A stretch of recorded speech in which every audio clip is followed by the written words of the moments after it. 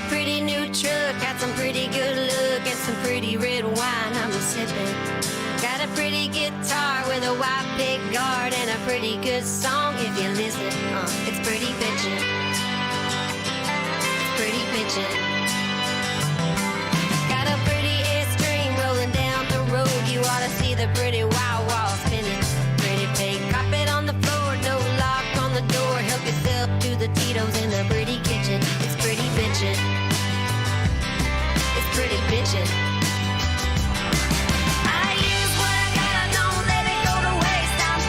The back, kinda pretty in the face. I hate to admit it, but it didn't stop me, did it? Yeah, life's pretty weird, life's pretty great, life's pretty good if you live it. 1, 2, 3, Mississippi sitting pretty damn pretty on this pretty life I've been giving it. It's pretty bitchin'. It's pretty bitchin'.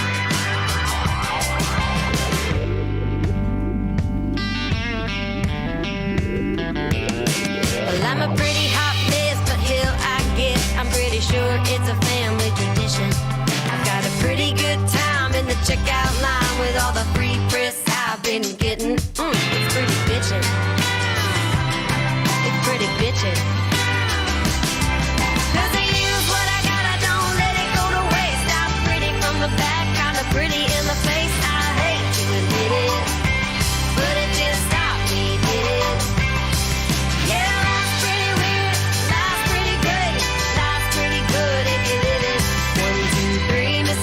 Sitting pretty damn pretty on this pretty life I've been giving. It's pretty bitchin'. It's pretty bitchin'.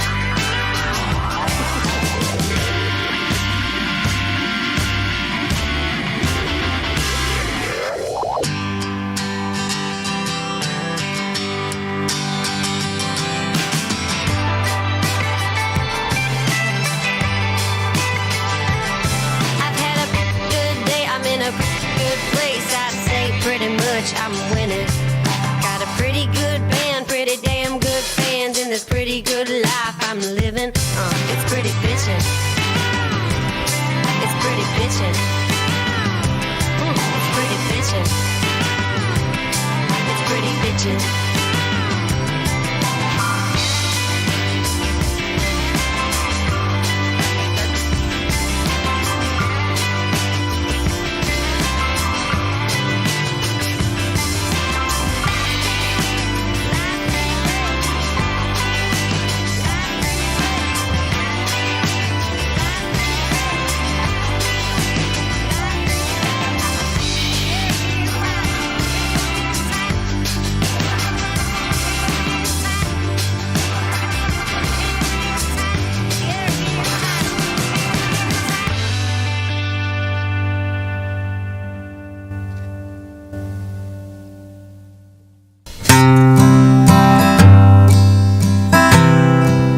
Joey Foster, welcome to the amazing group. His name was Flores. He came up from Juarez looking for a hell of a time. With a blonde senorita and a tall margarita, we danced on the tables all night. Then I said adios.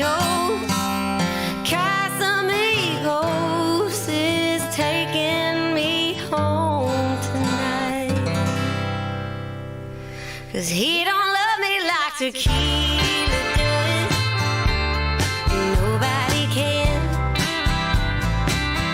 He don't give me that border town buzz like tequila does.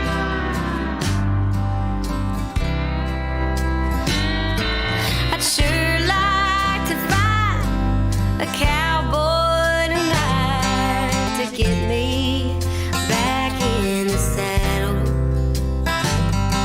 But the boys around here drink domestic beer. They're all have no cattle.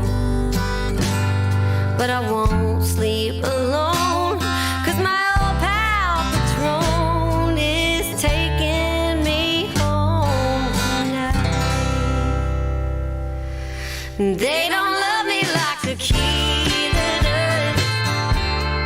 Nobody can. They don't give me that border town buzz like tequila does.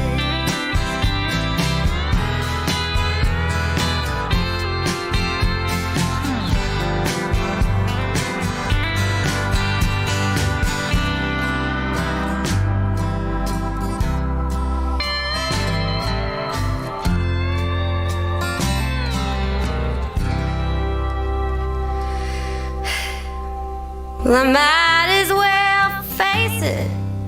I'm always chasing a kiss with a twist of a lime. When I'm drinking doubles, I'm nothing but trouble, and trouble so easy to find. Hand me a sombrero, 'cause Jose Cuervo is taking me home tonight.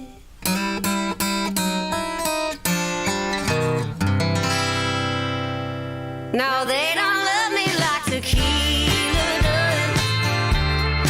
Nobody can. They don't give me that border town buzz like tequila does. No, they don't love me like tequila does. Nobody can. They don't give me that border town buzz like tequila does. They don't give me that border town buzz like tequila does.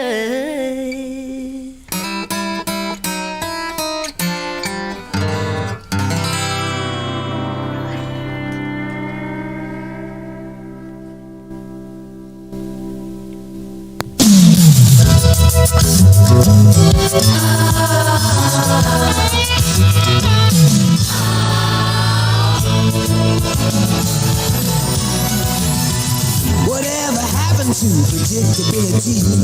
The milkman, the paperboy, evening TV. Did I get delivered here? Somebody tell me, please.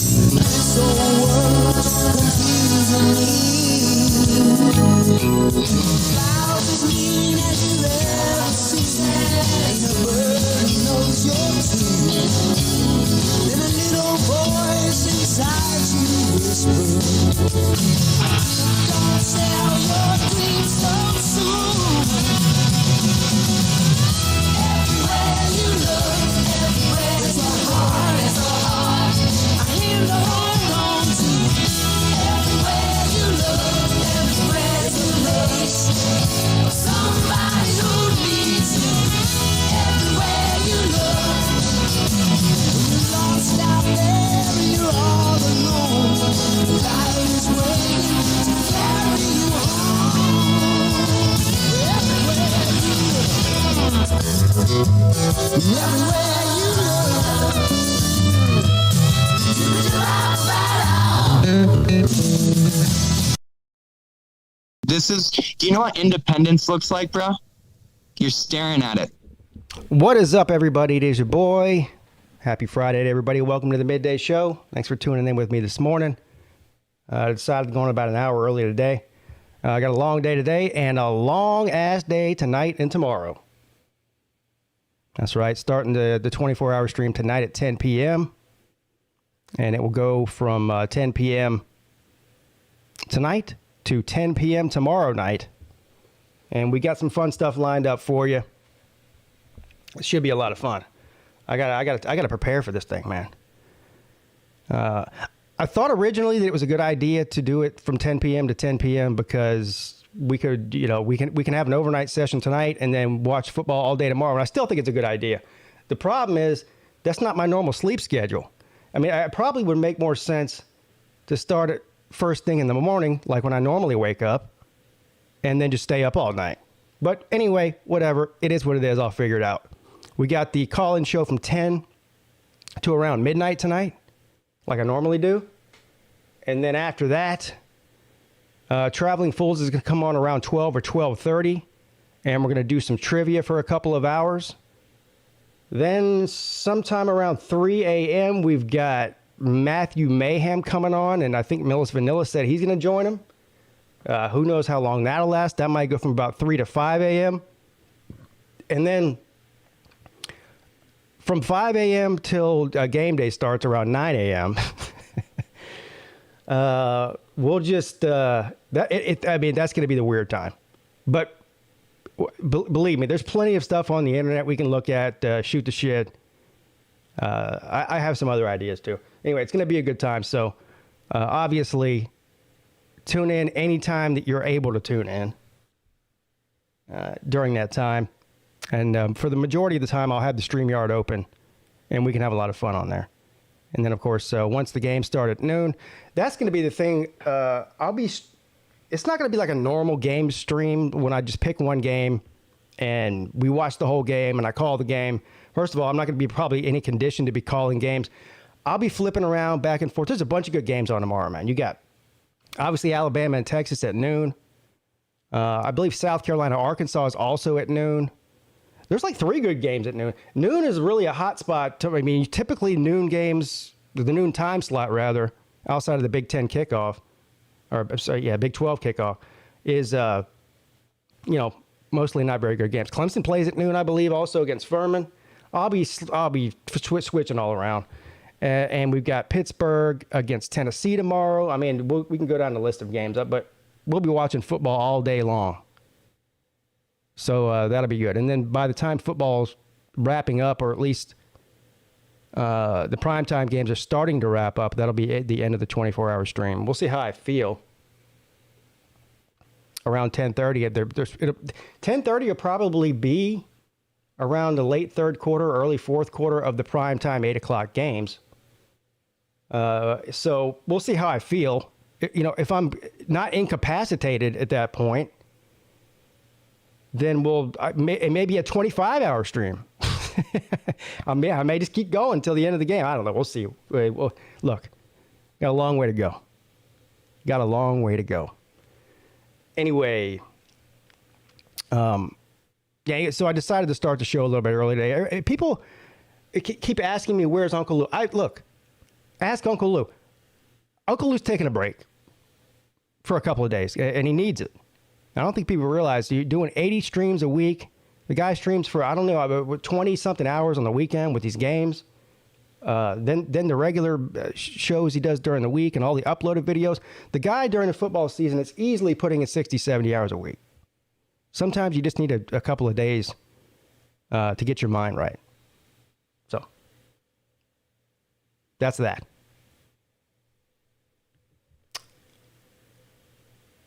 I do like to remind everybody, especially the new people here, about the live show schedule so they know. There it is. Monday, Wednesday, Friday is this show. Normally at 11 a.m., not 10 a.m. Monday night, 10 p.m., the Lunch Money Show with Uncle Lou on his channel. Tuesday at 7 p.m., the ACC Show with me and a bunch of hooligans and hooligals, too, where we talk about ACC football, get trolled by every other conference fan in the chat. Believe me, it's a great time. It's almost too much fun. Is too much fun illegal these days? Everything's illegal these days. Wednesday or Friday night, 10 p.m., the call-in show. Saturday, games all day, bro. For the join members, the members of the channel, since I'm doing a 24-hour live stream this weekend, there will not be a members-only stream for a game this week. So next week, I'm going to double up. You guys remember that commercial, Double McGum? Everything was double? Yeah, I'm doubling up. So instead of doing one members-only stream next week, I'll make it up to you because I appreciate you. I appreciate you supporting the show. If it wasn't for, this isn't lip service. If it weren't for people that support the show like that, I couldn't do these shows. I mean, look, realistically, these midday shows I do, and even some of the call-in shows, I basically, I'm doing for free. And I'm not complaining. Believe me. I mean, I don't monetize those shows. You know, I can upload a video that takes me an hour or two to make and edit and upload and make some money off of it by running ads. These live shows I don't monetize. So that just shows you how much I love hanging out with you guys. Anyway, today what we're going to do is what we normally do. I'm going to read a little bit of news and then open up the StreamYard, bring you guys in, talk about some of the games this weekend. I can't believe, for the life of me, some of the lines on this weekend's games. Number one of the most there's two surprising games in the ACC. The lines on them. Boston College is an underdog to Virginia Tech. I don't care where people are. It's in Blacksburg. I don't give a shit if you're playing on the moon, in China, or in Mongolia. Virginia Tech is a complete dumpster fire. I understand Boston College has their own issues, but take BC in this one with the points. I would. You know. What's the other one? Baylor on the road at BYU. That one's a little bit more tricky, but I still believe Baylor should not be an underdog to BYU. I know it's in BYU, and people are trying to tell me because of the elevation's high.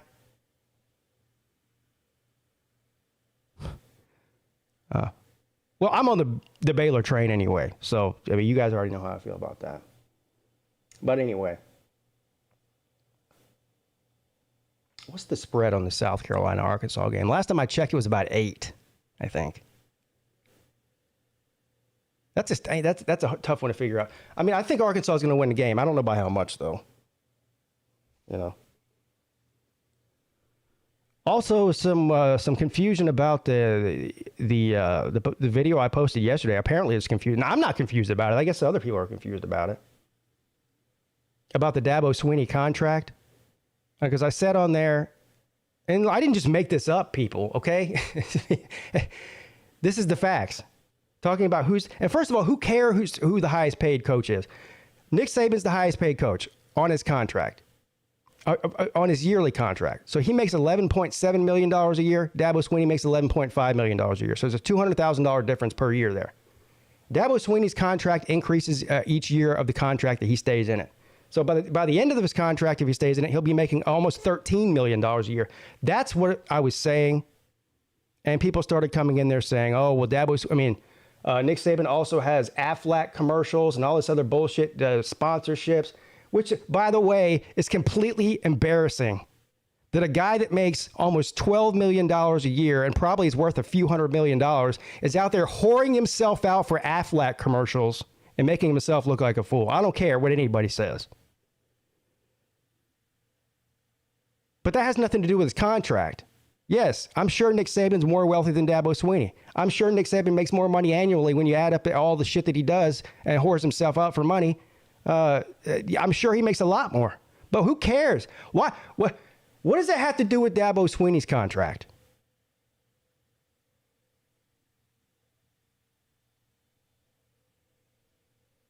Black.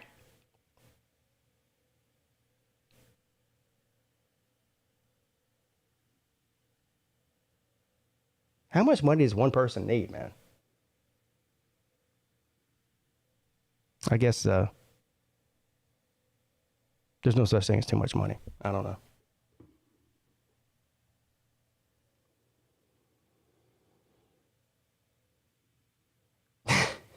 All right, let's see who's in the chat here.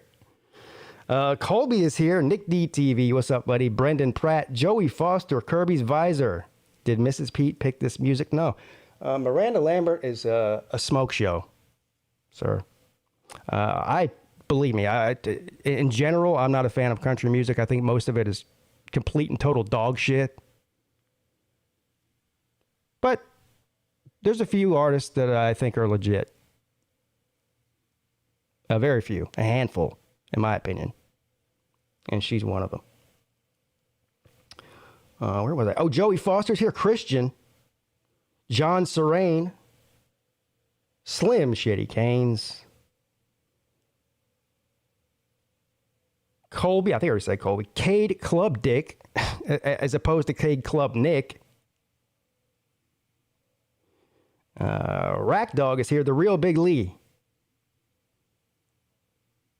Jay Shipes. What's up, buddy? Neo. Fishing Football. The Nature Boy. Jamie Stone. What's good, Jamie? Says, go Tigers. Go Tigers, brother. True Seminole. Raj. What's up, Raj? CS. JJ McCarthy reminds me of a young Josh Allen. Dude, stud. So you are, CS is obviously a Michigan fan. He's on the JJ McCarthy train. So it's going to be Cade McNamara or is it going to be JJ McCarthy? I don't know. The jury's still out. What's up, Vic Tube? Tiger from Clemson says he woke up drinking. Yeah, you sound like my kind of people, sir. Luke Walker is here.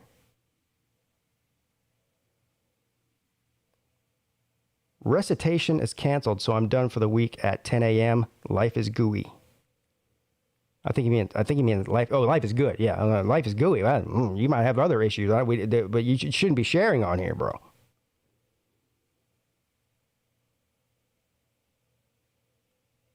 Since Dabo got money in the bank now, well, first of all, I understand what you're saying, and I'll finish reading your comment. That's the other thing. I was about to say click and bait dude. Golden Blue dude posted a video yesterday about his contract. It says Clemson is desperate to hold on to Dabo Swinney, so they give him a giant contract. He already had a giant contract. When he signed, it goes back and forth between him and Saban, who's got the biggest contract every 2 years. And then they one up each other.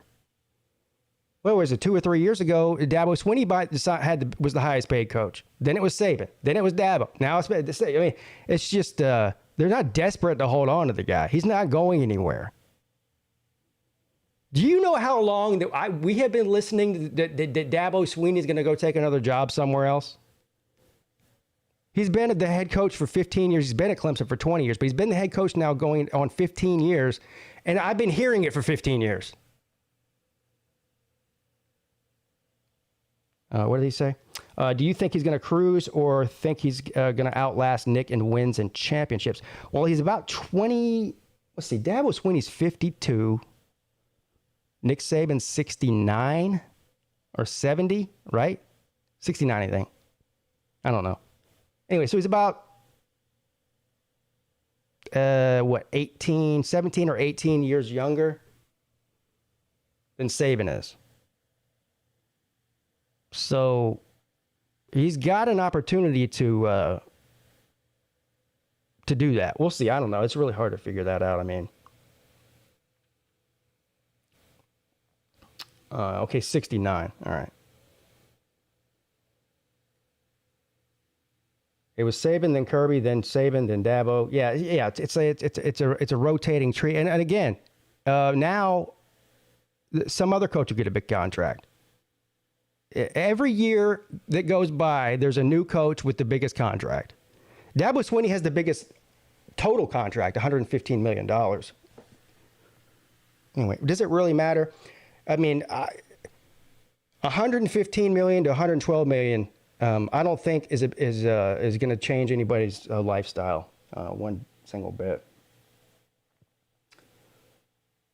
Dabo's going to be on the hot seat after Wake drops 40 on the Taters. Yeah. Well, if he's on the hot seat, you know how much it costs to buy him out?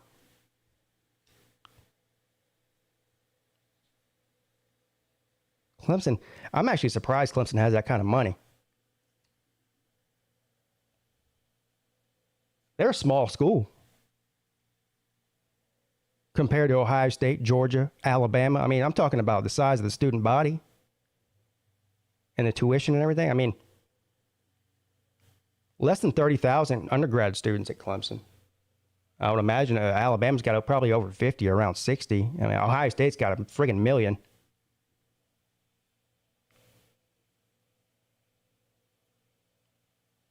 But these guys aren't stupid. The thing is, and that's the other thing, all the people that claim that Dabo Swinney's not worth that kind of money, they don't understand economics. I mean, it's really that simple.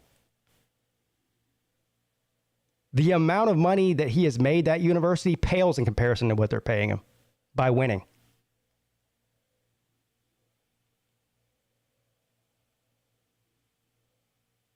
If Dabo goes anywhere, it'll be East Jaboga University. Yeah. Yeah. Oh.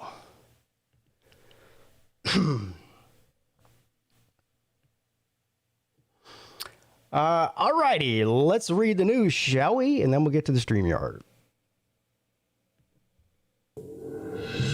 Breaking news from the PigskinPeete YouTube channel.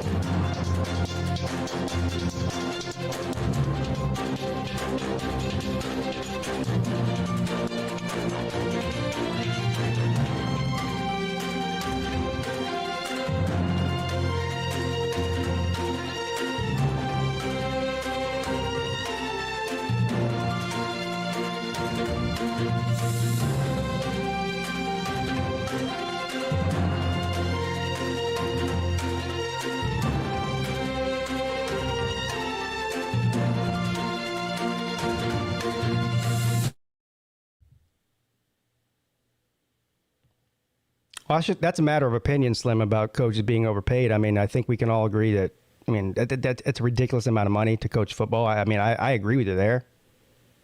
But it's all about the bottom line for these universities. If it's worth paying that coach that much to make more money than that, then it means it makes sense.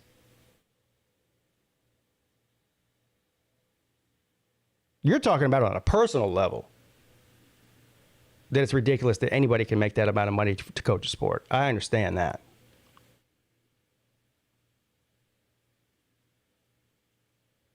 I mean, I don't know how much the renovations. Let me tell you about all the things. I mean, I probably can't even name all of them. All of the things that have happened since Dabo Swinney's been the coach there. They were one of the first ones to build these super facilities. Now everybody's doing it. And that was because of winning. They've upgraded and built new facilities for almost every single sport. New baseball facility, new soccer. We finally got a softball team with an amazing facility. We didn't even have a softball team till 2 years ago. So rising tides lift all ships. I mean, what the consequence of winning a lot over the past 10 or 12 years at Clemson has uplifted every single other major sport at Clemson and even created some new ones. And there's a lot of construction going on at Clemson, not just athletically, but also academically, with new buildings and new, science centers, whatever, library, you name it. So in their mind, $115 million is well worth all of the changes that have happened. And of course, they draw in a lot of new students that probably wouldn't have considered going there from all over the country and all over the world, raise their tuition, which is a whole nother story. So.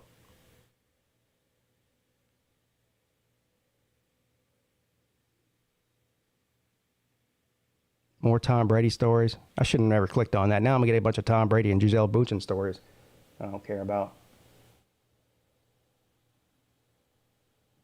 Dramatic elevator footage shows model assaulting boyfriend moments before his murder.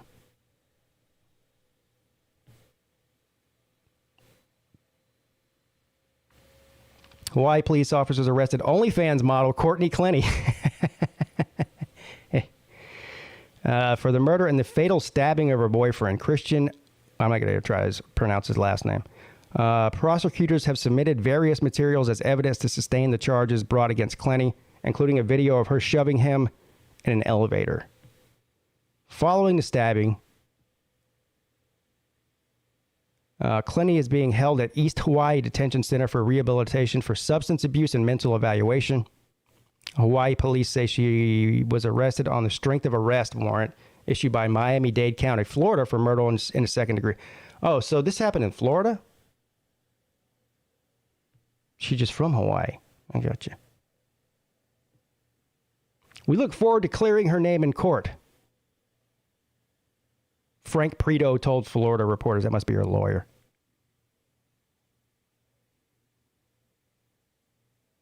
Now they're getting into the race thing here.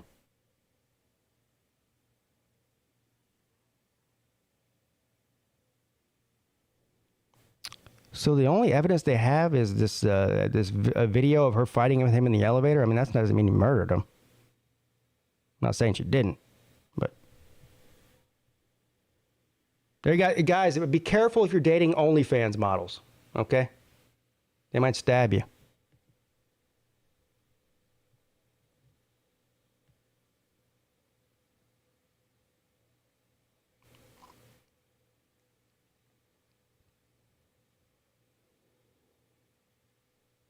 Now, this is clickbait. Britney Spears shows off her 40-year-old body while topless on a boat.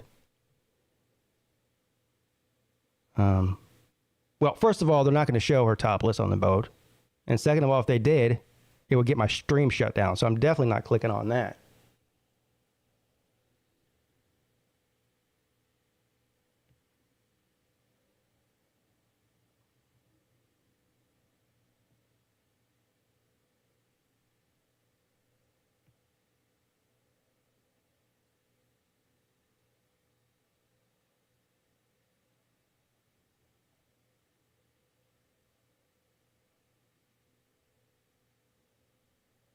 This is a slow news day. Oh, God, all these, the Queen.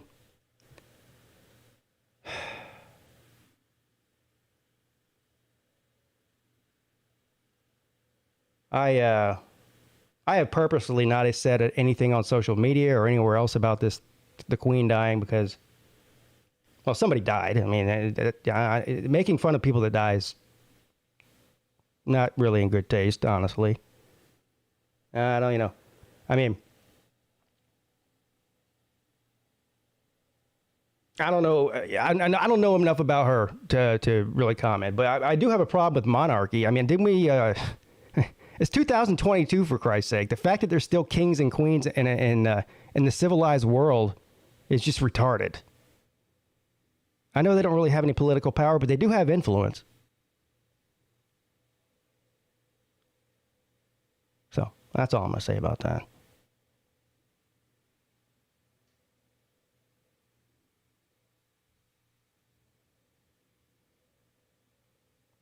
Family wants answers after pallbearer killed by officers. Uh-oh.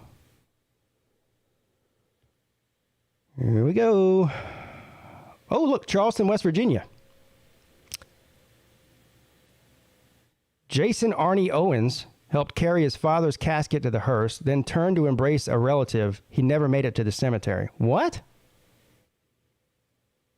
The mourners gathered outside of the North West Virginia funeral home on August 24th. Two plainclothes police officers with a fugitive warrant swooped in from separate vehicles, called Owens' name, and shot him dead, spattering his 18-year-old son's shirt with blood as horrified loved ones looked on. What the hell? There was no warning whatsoever, family friend Cassandra White Cotton said. In the blink of an eye, stunned friends and family are already mourning that one member lost another. Now they want answers. Not just why Owens was shot, but why the encounter happened the way that it did. Law enforcement officials are explaining much right now, citing an ongoing investigation. Owens, who's 37, was wanted on a fugitive warrant, but the U.S. Marshal Service hadn't said what it was for. The agency also said in a statement that he had a gun when members of a fugitive task force approached. Multiple witnesses contend that's not true. White Cotton and others who stood just feet away said Owens was unarmed, had been hugging his aunt, and was fired on immediately after his name was called. Witnesses also dispute U.S. Marshal's assertion of the first aid was performed right away, before emergency medical services had arrived. They yelled Jason's name, they said Jason, and then started firing. There was no identifications they were U.S. Marshals or anything. They did not render this man any aid at all. Never once they touched him to render any aid whatsoever.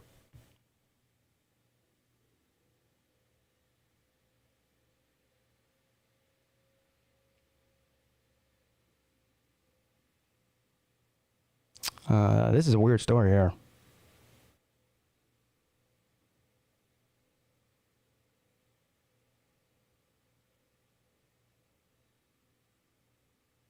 Some mourners instinctively rushed towards Owens after he fell to the ground, but were told by one of the officers, "You step back or I'll shoot you."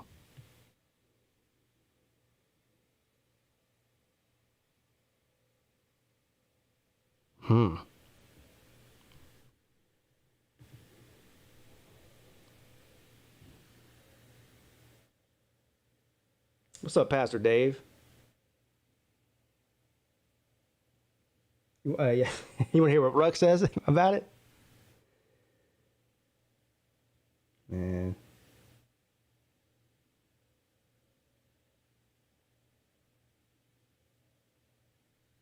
Yeah.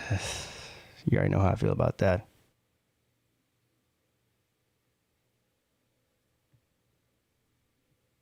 Where's all my weed experts out there? How long does weed actually stay in the body? Here's everything you need to know. Well, as far as I know, it depends on, first of all, how much you're using, or how smoking or whatever. Your metabolism, your body weight, your body fat, all that kind of thing. Determines on how long it stays in your system. Let's see what they say. Marijuana is currently legal in 37 states, except for South Carolina. Making the drug more accessible than ever. Despite legal status, most employers still drug test current or potential employees for cannabis use if they want to. For individuals who use marijuana recreationally or for medical purposes, the potential of having to present an employer with a positive drug test can be anxiety-inducing. Which is ironic because people use weed to relax. Okay, wait.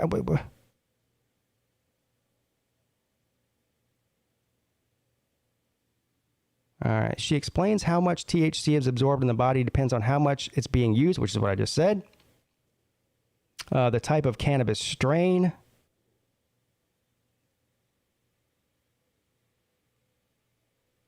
The doctor says if someone is smoking weed, THC enters the bloodstream between 3 and 10 minutes. 3 and 10 minutes? I think it's faster than that, lady. She definitely never experienced it before. If it takes 10 minutes, I don't know, bro. You might want to get a different connect or something. You know what I'm saying? Yeah, see.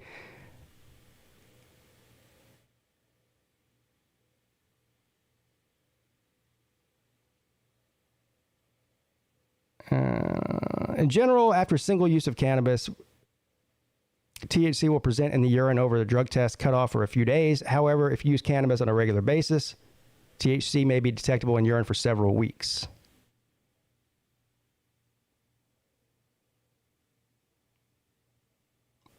There are individual factors as well. There's a variability on how many individuals metabolize THC. Like I said, your metabolism. I know about this.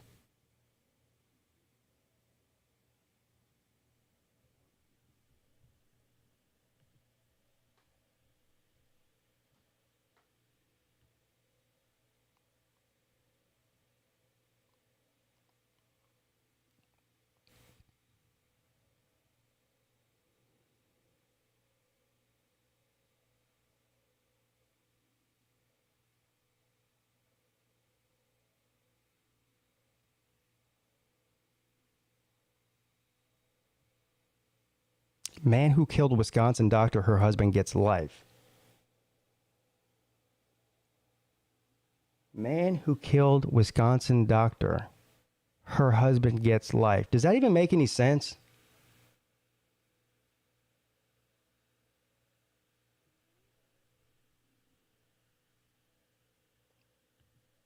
Of course, this is an Associated Press article. That's why it doesn't make sense. Same way that the AP poll in football doesn't make sense. The man convicted of a fatal shooting of a University of Wisconsin physician and her husband in the school's was sentenced to life in prison Wednesday without possibility of parole. Kari Sanford abducted Dr. Beth Potter, 52, and Robin Carr, 57, at gunpoint from their Madison home on March 30th, 2020, and took them to a UW Arboretum, where he shot both of them in the head. He was convicted of 2 counts of first-degree intentional homicide in the slaying. Sanford, 21, has been living with his girlfriend, the couple's daughter, in their home until tensions arose over coronavirus precautions. Oh, my God. They're murdering people over COVID?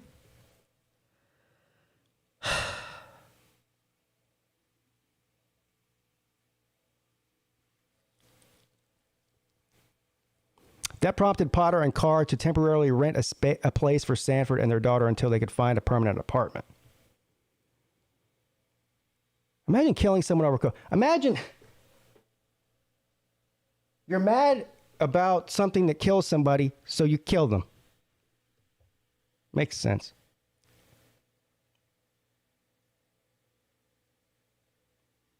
During sentences, Dane County Circuit Judge Ellen Burtz told Sanford she didn't know if he would ever evolve into a person who cares about other human beings, will not harm or kill them. What I do know is that currently you have an utter disregard for human life and the public, anyone in the public, no matter how kind they are to you, no matter how generous they are to you, no matter how much they try to help you, they are at risk of being killed by you. If taking my life is what it takes to repay them, to resolve grievances at this beautiful family, and to find justice, I will be honored, your honor, to take it. So he's basically saying he wants the death sentence.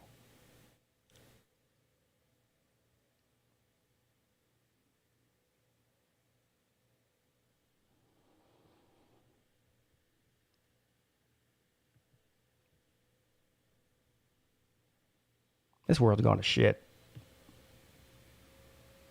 People are crazy. Now I'm depressed. Let's get to the StreamYard.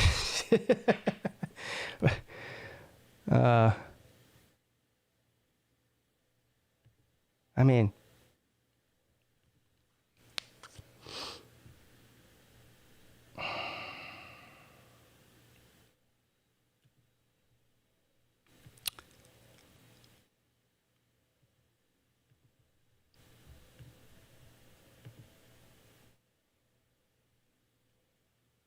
well, we had PigskinPeete in the back room.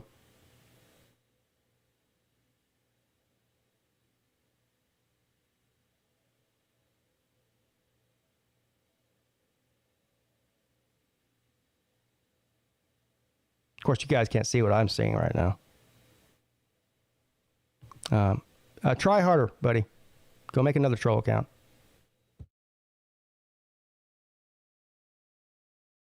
The 60-foot gator tied up in Florida. 60-foot gator?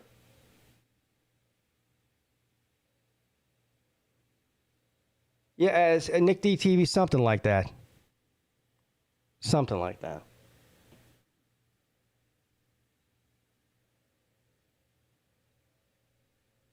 Yeah, Hufferbilly, I do get worked up about the news. I'm good right now, but I mean, sometimes there's actually some pretty interesting stories on there. That's the reason I do the news segment in the first place.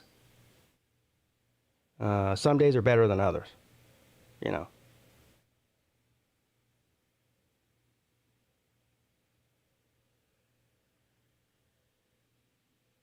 No, not a dingling. Here, let's take a look at this. Let's take a look at the college football pick'em for week 1. Let's see how everybody's doing in there.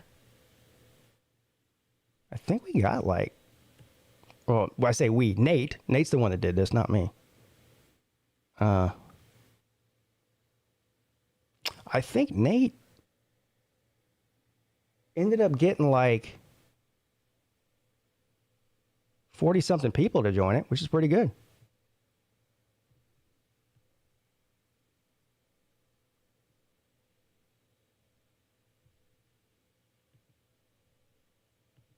Let me pull it up.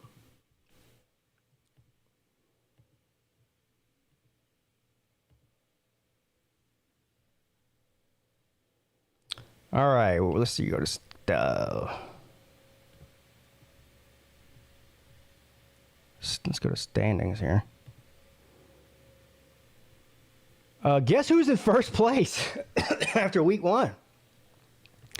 Nate the Great. Got 6 out of 8 games. So each week we pick 8 games against the spread. Nate got 6 out of 8. Second place, Cody Lane, got 5 out of 5. Third place, Baylor Man, got 4. There's a bunch of people tied for third. You got 1, 2, 3, 4, 5, 6, 7, 8 people in third place. You got Blake Hood, Chase Woods, Michael Newland, Mike Taylor, Robert Christie, Traveling Fools, Vandy Dandy. And then you got another giant group of people tied for 11th place after that. So I guess there is no 4th, 5th, 6th, 7th, 8th, 9th, or 10th place. It just goes from 3rd to 11th, whatever. So these people got 3 right, and I'm in this category. You got Anthony Sorgi, B. Bean, Christian Ballard, Dog Behind Enemy Lines, me, John Lumpkin, Luke Walker, Paxton, Rick Sanchez, Christian, The Nature Boy, Will, Mrs. Joey Foster, Yvette Foster, Dale Rawls. Oh no, then last place. There's 2 guys tied for last place: Dale Rawls and Dalton from T-Town. They both got 2. So let me count how many are in here, because they the way they do these rankings is kind of weird. 1, 2, 3, 4, 5, 6, 7, 8, 9, 10, 11, 12, 13, 14, 15, 16, 17, 18, 19, 20, 21, 22, 23, 24, 25. So there's 25 players. I don't know where I got 40 from. 25 players. I'm right in the middle of the road there. Nate has sources, bro.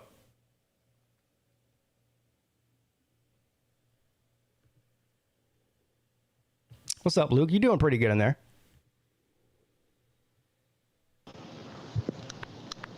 What's up? What's up? You're tied with me. Yeah, I wasn't very proud of it. Yeah, well, I wasn't either. I mean, 3 out of 8 is not very good. No, it's not. But we are still right in the middle of things. I mean, there's 25 players. We're in 11th place. So, I mean, we're right in smack in the middle. I guess, yeah, that must say a lot about the group that's playing. Well, week 1's hard to pick because you haven't seen any of the games be played yet. So I think it might. Well, hopefully, we'll do better this week. Hell, we might do worse. Who knows? Yeah, I thought Louisville was a lock. I think everybody did. Yeah.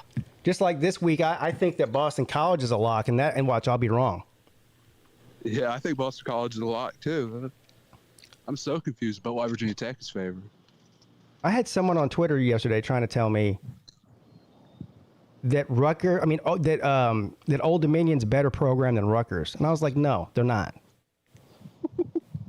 I mean, because they said anyone that loses to Rutgers is going to be an underdog the following week. I said, but even if they're playing somebody that lost to Old Dominion, and he goes, yeah, well, Old Dominion's better than Rutgers. I said, no, they're not. No, I'd venture to guess Rutgers would beat Old Dominion. I think so. I see. This is what I mean. People, and I get it. Like they think of Rutgers as Rutgers of 5 years ago, but Rutgers has improved over the past couple. They're not the Rutgers of 5 years ago. I mean, yeah, Shiano knows how to coach at Rutgers. Yeah. So, anyway, it's only like a 2.5 point spread, but I think Boston College is going to win the game outright. So I definitely would take them at the points. I think they might win by double digits. Yeah, maybe. They do have a serious problem with offensive line there. They don't have one. I didn't watch too much of that game. I saw bits and pieces of it, but they were playing at the same time as Carolina. Yeah. What's up, Slim? Oh, God save the Queen. Well, he didn't save her yesterday. I mean, They saved her for 96 years. right. Yeah, I'm about to say, once you hit that age, I mean, what do you really have to look forward to other than dying? Yeah, I didn't even know she was sick. I mean, as far as I knew, she still was pretty cognizant and like, she wasn't like confined to her bed or a wheelchair or anything. She was still walking around and stuff. She was pretty weak, though. She had to limit a lot of her engagements that she usually goes to. Well, I mean, I would imagine anybody who's 96 is pretty weak, but Yeah. yeah. Anyway, I'm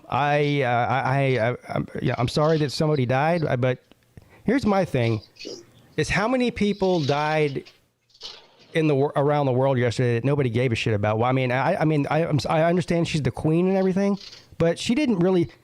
She's not the queen because she accomplished being the queen. She was born into it. So, I don't know. The obsession with, it's almost like the way that we, the Americans, and not me, but, Americans in general, obsess over, like, the Kardashians for no reason.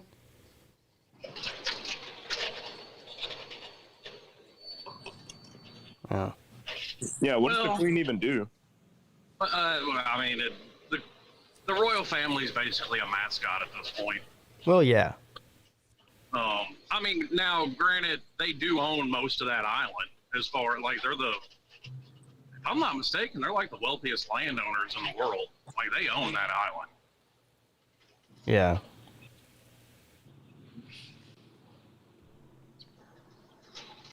Yeah. I didn't shed a tear. I don't know about you guys. So. But no, my general thoughts are, about 240 years ago, we fought a war to not give a shit what's going on over there. Yeah, exactly. But like you said, I don't want anybody to die. I'm not for that. So, it's still horrible that somebody died, but she lived a long and full life. So there's,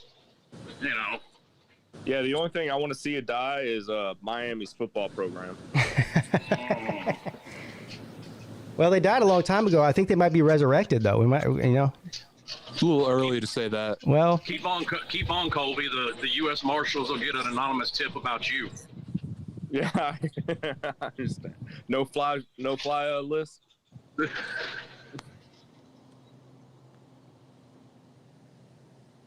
that was a weird story there.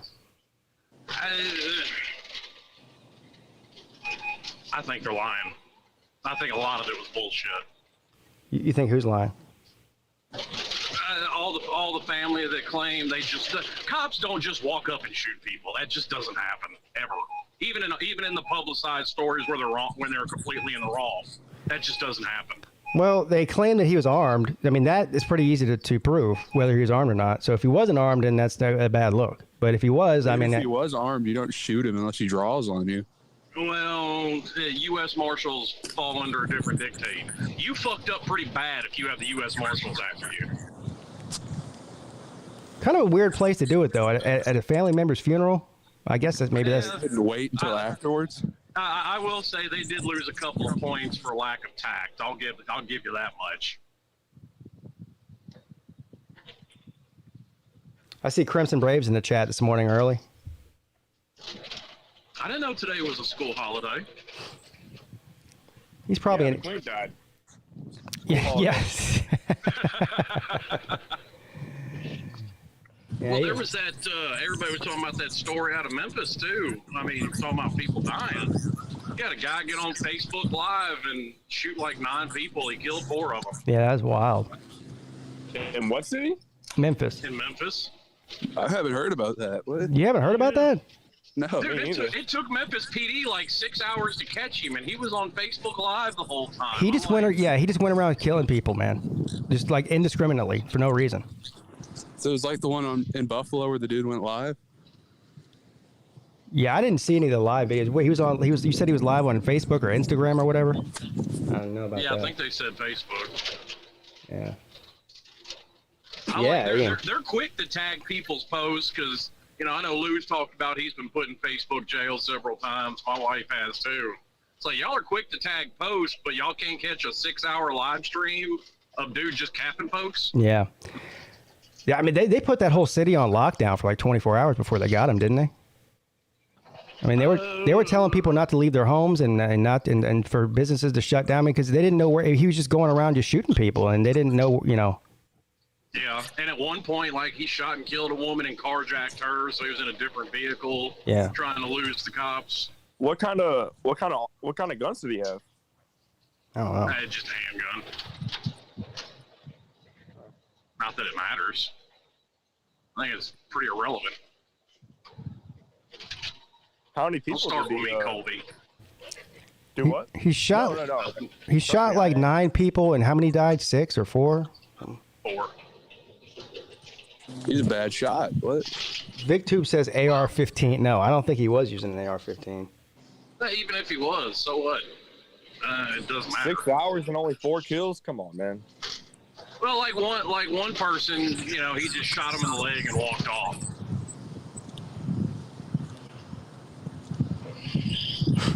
I don't know. I don't know. It was weird. Colby, are you at the top of a power? Oh, no, that's Luke. Luke sounds like he's in a damn tornado or something. It's pretty windy out here. Where are you at? I'm outside right now, near my dorm room. Oh, Well, no shit. well, definitely. I mean, I hope you don't have wind going on inside your dorm room like that. That'd be a problem. I thought it might have been Colby at the top of a power line or something. That would have made more sense. Yeah. I would have The camped up. American flag is standing up right now, so it's pretty windy out here. Yeah. They still fly that thing on college campuses? Holy crap. Yeah, they do. How about Matt Stafford going? I had Matt Stafford going as my starting quarterback on fantasy last night. Guess how much he scored in points? They got destroyed. Just guess how Yeah, much they he did. scored in points. I'm going to say, well, it's got to be low since you're saying that, so I'm going to say like 7. 0.8. What the hell? He threw 3 picks. Good It's not God. very good. I didn't watch Threw the 4 too. I didn't watch the game. I watched the massive overreaction on Twitter about it. Like, you know how we talk about overreactions after week 1 in college football? NFL fans are no different. All of a sudden, Oh, yeah. just go ahead and give the Bills the trophy. That's what I kept reading. They're going to win the Super Bowl after 1 game. And I'm like, okay, I'm sure they're pretty good, but I mean, Well, I mean, Tampa's got a couple offensive linemen hurt, and some people are trying to write them off for the season already. Yeah, everyone knows the Falcons are going all the way. Marcus Mariota, baby. Everybody knows Kenny Pickett's the real deal. The Steelers are winning the Super Bowl. It'll just Kenny happen. Pickett can't even get on the field. He lost out to Mitch Trubisky. Yeah, and his massive college pedigree. he'll be the starter before the end of the season. And Luke is not a fan of Pickett. I mean, for the Steelers, I'm not talking about in the ACC. I understand why he wasn't a fan of him at Pitt, but He looked better in the preseason than I thought he was, so he's starting to turn me into a believer. okay. Yeah, but the fact that you can't beat out Mitch Trubisky for the starting job is not a good Well, they were look. never going to give it to him. That's kind of the thing. Yeah. He had no opportunity to beat him out. And he eventually will beat him out. That's what I'm telling you. Mr. Trubisky is terrible. Whoa, Pete. I mean, He's come a on. bad- I mean, Mitch Trubisky ain't no Jamarcus Russell or nothing. I mean, don't crap on the 4th best Carolina quarterback in the last 10 years. He got drafted ahead of Deshaun Watson, didn't he? And Patrick Mahomes. And Patrick Mahomes. Yeah, good job, Bears. Yeah, but a lot of people passed on Patrick Mahomes, to be fair. Also, nobody was thinking about them taking a quarterback. Everyone thought they were taking Solomon Thomas, which wouldn't have been a much better pick.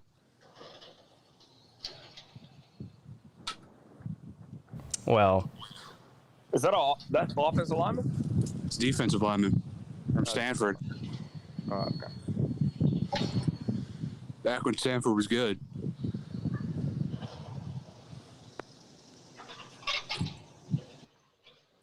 so what's the game outside of your own team that you're looking forward to the most this weekend?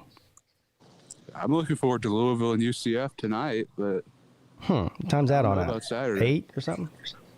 I think it is, yeah. I'm going to sit on my front porch. I'm not even going to watch the game. I'm going to sit on my front porch and listen to all the mewling and screeching from Tennessee fans as they get butt raped by Pitt. Oh, you think Pitt's going to win? I hope so, because Tennessee's pain, and I get much enjoyment from.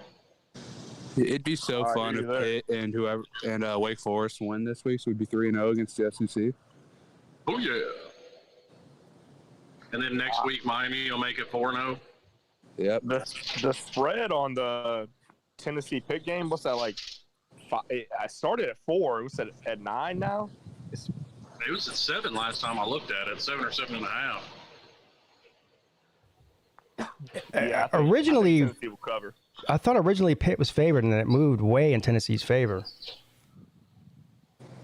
I it took started Tennessee at, minus I think 7 it started at Tennessee -4. Now it's -8 or something. I think when I did my picks yesterday, that's one of the games I picked. Well, I'll tell you right now. I got the thing pulled up. Let me go to my picks. Let's see. I'll tell you what I picked. I don't care. I mean, people can follow my picks if you want to. I suck. So, let's see. Yeah, here. we're tied for 11th. Nobody should listen to our picks. I picked I picked Texas to cover 20.5 against Alabama. I think they're going to lose, but I don't know about 20.5 is a lot of points. I picked the opposite. Well, so did 76% of the people. So, Yeah. I mean, I think Sark can come up with some tricks to keep it close. That's not my favorite bet of the week, though. Alabama or Texas is starting a couple freshmen on the O-line, so Alabama might have their way with it. So I picked Wake Forest at -8.5 against Vanderbilt. I think they win by double digits. I wasn't comfortable with that game. No, me either. It's pretty even. So Vanderbilt, 55% of the people picked Vanderbilt to cover, and 45% picked Wake to cover. So I think Wake could easily win by 10, but I'm not comfortable putting anything on it.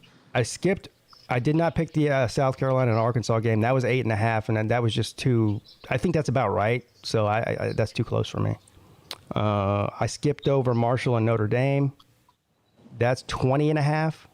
Oh, I took Notre Dame in the points. Yeah, that's probably a good bet. I probably should have bet that one. Okay, so here's Marshall might not score. 6.5. I took Pittsburgh at 6.5. Now I'm, over or unders, Pete? well, that's not how this pick'em work. This is the pick'em that Nate put together. Oh, I see. Okay. Yeah. It's just again, it's just. I think they give you like 11 or 12 games to choose from, and you pick 8 of them against the Does spread. North Carolina play Wake Forest this year? Yes, we do. If that over-under is anything less than 150, I'm taking the 150. I'm not even joking. That is probably smart. Yeah. So I saw a lot of people comparing this year's North Carolina team to last year's Wake Forest team, which might be a good thing. Or a good comparison. let's see. I want to see North Carolina against better level of competition first. I mean, App State has a solid defense. I'm not saying we're going to score 50 on Notre Dame. But I think We're not going to rehash this. Yeah, we're not, but they do have a solid defense. No, they don't. But whatever. We'll see how many Texas A&M scores on it. Are y'all doing fantasy football this year? Texas A&M is a terrible offense. Yeah, that's why they'll score like 25 on App State. We put 63 on them. I'm not doing fantasy football. This is the first time in probably a decade that I haven't done fantasy football for the NFL. That's what you're talking about, right, Colby? Yeah. Yeah. I had to stop doing fantasy football. Yeah, fucking Matt Stafford. God damn. You watch football so terribly when you play fantasy football. That is absolutely true. Now, what I probably will do is I do have like a DraftKings and a FanDuel account. I'll probably do the daily fantasy thing, you know, whatever $3 game here or there just for fun. But other than that, no.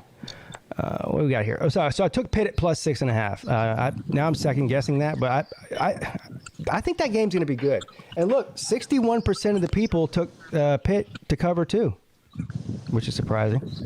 I took Tennessee because it could be a good game and Tennessee could still win by 7. Tennessee has momentum. But so does Pitt. Yeah. And the game's in Pittsburgh. As much as that matters, probably not very much, but There will probably be more Tennessee fans there. I don't know about that. I took App State at +7. App State at +17.5. I think that game could be closer. I still think A&M probably win. Now imagine if App State wins that game. That would be something. Y'all are going to owe me an apology if App Well, State wins that I'm game. not going to owe you an apology because I said that App State is a legit team. I'm mainly talking to Slim and Oh. for Seminoles. All right. I'm not going to owe you shit. If we go and beat the shit out of Georgia State, and Texas A&M loses to App State, I need to hear something. Because here's the thing. At very worst, that's going to end in a 0-0 tie because Texas A&M's defense is going to absolutely obliterate App State. Everyone keeps talking about Texas A&M's defense. They're not that good. That's been a top 5 defense like 3 or 4 years in a row. Well, they have a really good defensive line, but they're. Keep telling yourself that. They're not that good, though. I'm telling you. I'm not even telling myself that. That's the numbers. They have the top 5 defense the last 3 or 4 years in a row. Do not be surprised if that App State offense is able to put up some points on this. I'm telling you. They might not win the game, I but mean, look at Clemson, Slim. I mean, Georgia Tech. What? How many points? How many points they put up on them? 10. Yeah. I mean, I'm just saying, Texas A&M defense not that good. They're not elite. They're good, but not elite. That's been a top 5 defense the last 3 or 4 years in a row. Now, someone explain this to me. Yeah, blah blah. I mean, that's an indisputable fact. They did lose a lot on the D-line, though. And I'm not saying they are this year, but they're still very good.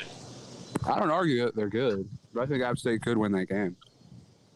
Iowa State Or at least keep it really close. is an underdog to Iowa. I mean, I know both of those teams are no good, but geez, man. That game's going to be 7-3 again. It's a 3.5 point spread. Iowa's favored. If the over-under is over 20 points, take the under. Yeah, I don't even know what the over/under is. This is just for the pick 'em. This isn't for betting. Yeah, I'm just saying. But that's one of the other ones. I mean, I would definitely. I don't care. I mean, Iowa. Oof. They've got zero Iowa State offense. lost They like might their not score 3 points. Shit. Then what was the score last week with them? 7-3. 7-3. Yeah. Now their defense scored 4, their offense scored 3. Oh my God. Oh, this is a good one, by the way. So this is tomorrow. I'll definitely be watching this one tomorrow night. It's 7 p.m. Florida -4.5 against Kentucky. I took Florida to cover. I think Florida's going to win this game. I know everyone's hoping that Florida loses for whatever reason, but and Kentucky beat them what? Twice out of the last 15 years or whatever it is. I mean, what's the? I mean, they got 2. Yeah, I took Kentucky in the points. So Kentucky in the points. Well, 7. It's a 4.5. I think Kentucky could really easily win that game. Oh, I'll take Florida. Yeah, it's in the swamp. And I'm not at all saying Florida can't win that game. I just think Kentucky's going to. I don't think there's that fear factor from Kentucky anymore. I like anything. We're sticking with the preseason Kentucky hype. I like Where's that game the. being played, Pete? It's in Florida. Oh yeah, give me Florida. Yeah, exactly. Less than 6 points to 4.5. Less than 5 points. Yeah. Oh yeah. Give me that one. I took. Ooh, that's actually kind of ugly though. I mean, neutral field that they would have it a pick 'em or Kentucky be a 1 or 2 point favorite. Maybe. I took Boston College as a 2.5 point underdog to Virginia Tech. The only reason that Virginia Tech is favored in this game is because it's in Blacksburg. There's no other reason why they would be. I don't know why Virginia Tech's favored. I don't either. Well, according to this, most of the people picked Virginia Tech to cover, which is surprising. Those are the people who don't watch ACC football. I guess so. And then the last one, I took Baylor to cover the 3.5 on the road at BYU. So I took that one too. Yeah. That's another one that's confusing. yeah. Well, I mean, BYU's not bad, but Baylor's the number 9 team in the country. And BYU's number 21. Not that that really matters though after 1 week, but I mean, I guess there is somewhat of a home field advantage at BYU. It's up in the mountains, but I mean, that has to be a trap. I don't know what's going on with that. yeah. Well, 85% of the people picked Baylor, so they agree with us.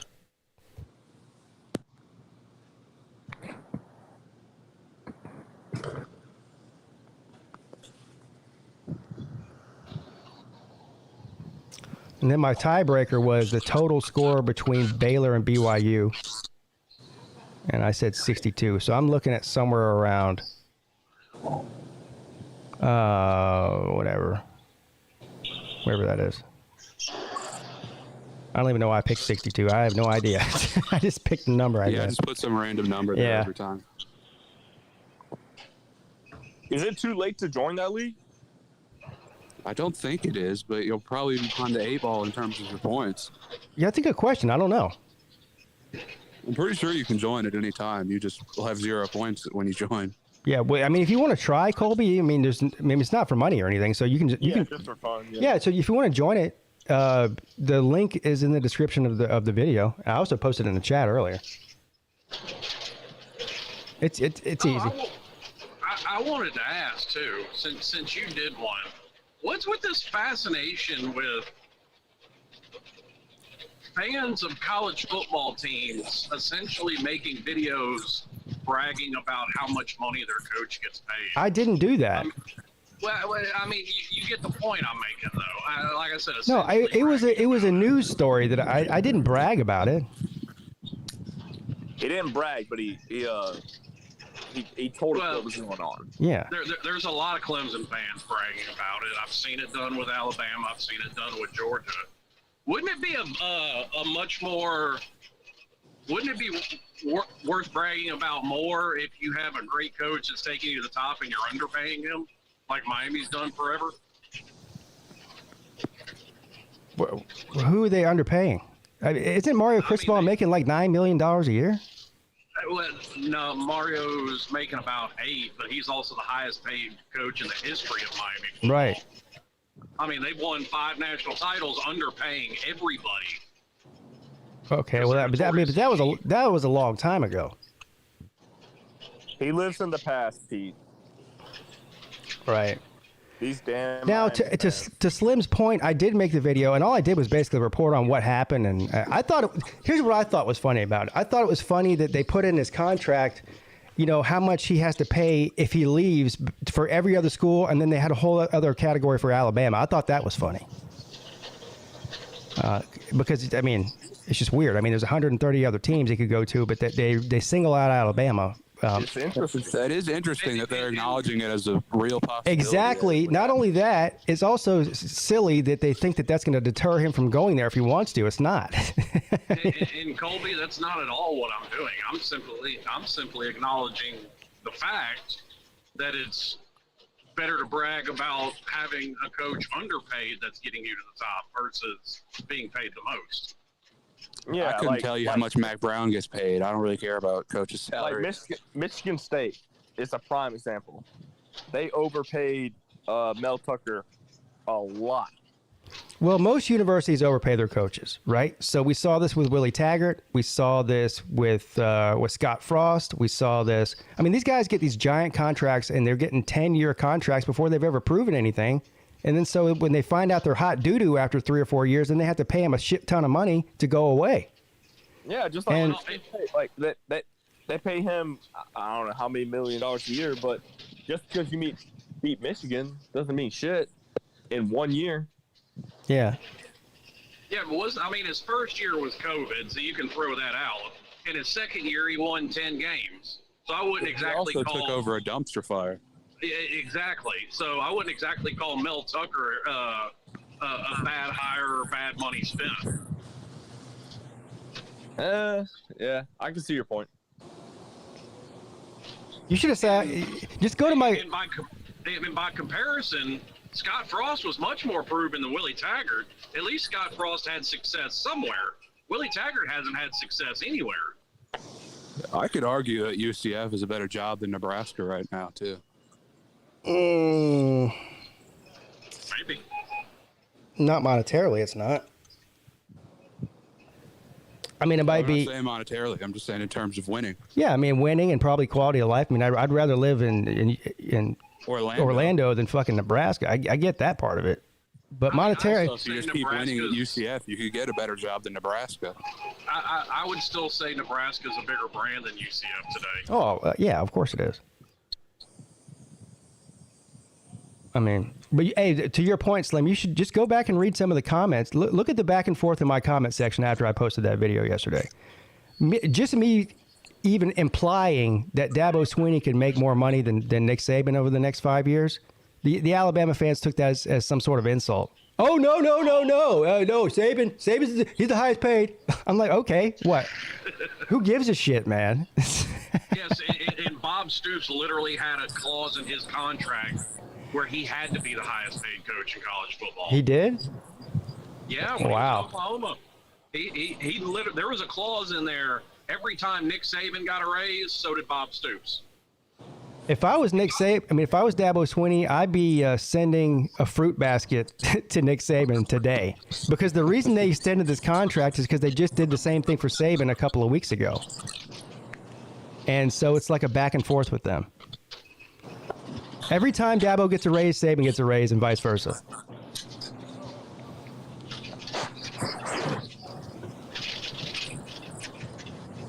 Those guys are good for each other's wallets. I think they're in cahoots together. Wouldn't surprise me. Yeah, aren't they friends? Yeah. Yeah. Yeah, Lane Kiffin's going to get the next raise.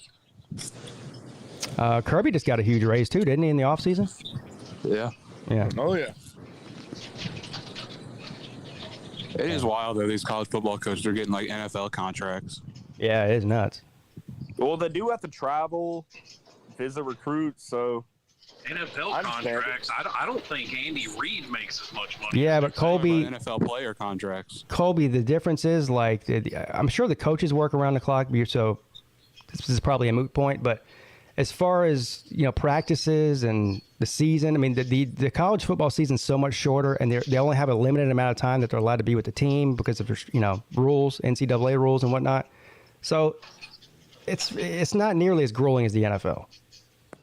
The assistant coaches But they're- probably do more recruiting than the head coach. The college coaches, is there an NFL coach that makes what Sweeney and Saban are making?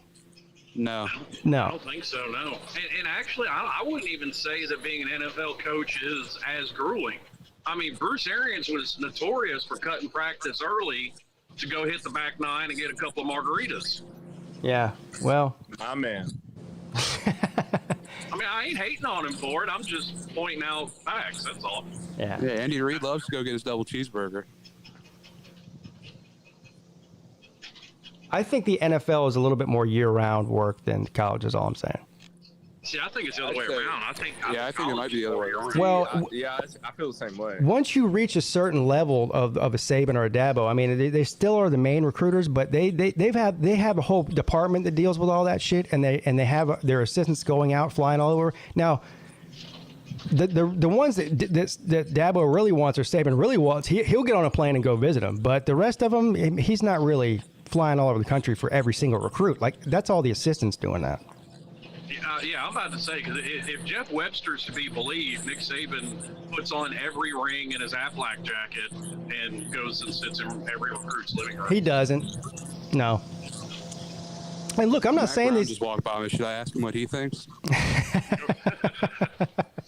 Yeah, let us know.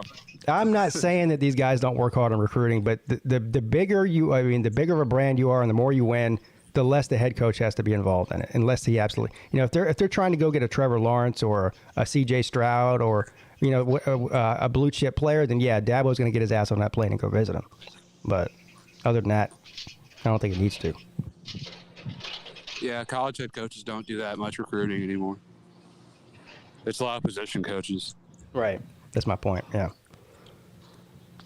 Kirby Smart in his first year came down to Augusta in a helicopter from Athens. And Yeah, that's the Larry ultimate. Fedora used to do that as a recruiting tool. He'd just land his helicopter at a high school game. Yeah, that's like the ultimate flex there. But listen to this, Luke. Like, he touched down at a Lakeside High School for a 4-star safety, Rashad Roundtree. I don't know if y'all remember that name. But never saw a snap, did nothing.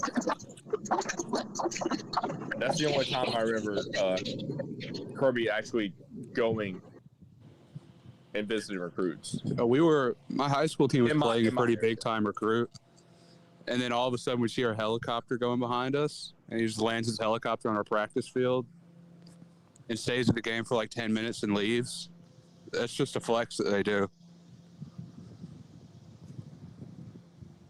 Jeremy Garrison says Bill Belichick is the only NFL coach that gets paid more than Saban. Is that true? I don't have no idea what Bill Belichick gets paid, but NFL coach contracts matter even less than college football coaches. Yeah.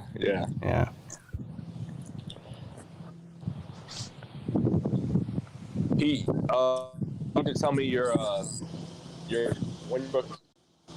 We're gonna set this up. huh? And X-Wing. Sorry, Luke. Go ahead. You were breaking up. Oh, I was saying, like, you need to tell me when you're checking into the hotel, like the date you are checking into the hotel, so I can set it up with X-Wing and Traveling Fools, so we can all go to Chester. Oh yeah. Oh, that reminds me. Damn, you know what? I'll play it tonight on the. I have a special video to play for you that I found. Anyway, that is 24 hours tonight, so you'll be good. Yeah. I'll have plenty of time. I know. I booked mine. I booked mine on the 1st, so I think the 1st. I have to double check, but I'm going up there a couple days before just to hang out with everyone. Okay, so we can do that. So we're only there for Friday and Saturday night, but it doesn't matter. I live here, so I mean, if you guys are down there on Tuesday or Wednesday or whenever, I mean, I'm only a 20 or 30-minute drive from there. Oh, okay, cool. Yeah. All right. So I mean, well, so what's the? What is it? The 3rd is Friday, right? No, Third's a Friday. No. Oh, it's a Saturday? No, 3rd's Friday. It's the 3rd, 4th, and 5th. That's Friday, Saturday, Sunday. So the 3rd is a Friday. I thought it was 2nd, 3rd, and 4th. No. No, it's the 3rd. The 3rd is Friday. Hold on. Let me pull up the. Yeah, pull up calendar. Well, I'm gonna pull up. Slim, you gonna come with us? No. Yeah, March 3rd, 4th, and 5th. That's Friday, Saturday, Sunday. So March 3rd is a Friday. That's when we're checking in. You checking in the 3rd? We're checking in the 3rd, but there's other people coming up like on the 2nd and 1st. I think Raj is coming a couple days early. I think Lou's coming a couple days early. I think Slim. I'm checking in the 2nd. Oh, so you're checking in on Thursday. Right. I mean, I've got it set to check in on Friday right now, but I don't know. Right. I mainly just went ahead and made the reservation. That way I've got it. Well, remind me again, Colby, how many people are going skydiving? Have we got an extra person to make a... How many people do you say we needed? 6 or something? We needed 6 to have a group coupon, quote unquote. But X-Wing's wife doesn't want him to do it. So he's kind of backing off. So we're down to 3. Well, my wife doesn't want me to do it either. But that's not the point. I'm doing it anyway. Oh, yeah. Yeah, my girlfriend, she's not on board either, but... Hey. Well, and somebody said you had to be like under 250 to do the tandem jump, and I'm not. Yeah, how close are to? I mean, if you want to tell us, is it possible for you to lose to get to 250 by then? Okay. I mean, I'm at like 270. So 20 pounds in the next 5 months. I think you can do it, Slim. He'll be sweating. He could do it, but does he want to? He might lose 20 pounds. Yeah, I don't know if he wants to or not. Well, I mean, considering I was at 320, Luke, yeah. I was talking about losing it to go though, skydiving. Like, would you be in favor of going? I mean, I'm not against it, no. But what day is that? Is that we haven't even picked a day yet, have we? No, we haven't. That's why I'm asking. All right. I'm thinking that Thursday afternoon. Right. Well, see, that's Around it's going to be 12 o'clock or 1. It's going to be closer to March before I know whether I'm coming, Thursday or Friday. Right. So let's see. All right, so Slim is a maybe, and that depends on when he's coming and if he can lose 20 pounds between now and then. Yeah. So we have me, we have you. These are the people that are solidified, definitely doing it, right? We have me, you, Traveling Fools. Who else? That's it. That's it? That's it. Man. And I've tried to talk to I've tried to talk to Tiger Baskins. I've tried to talk to Fish and Football. They won't do it. They're scared. So I've tried to reach out to people, but they don't want to do it.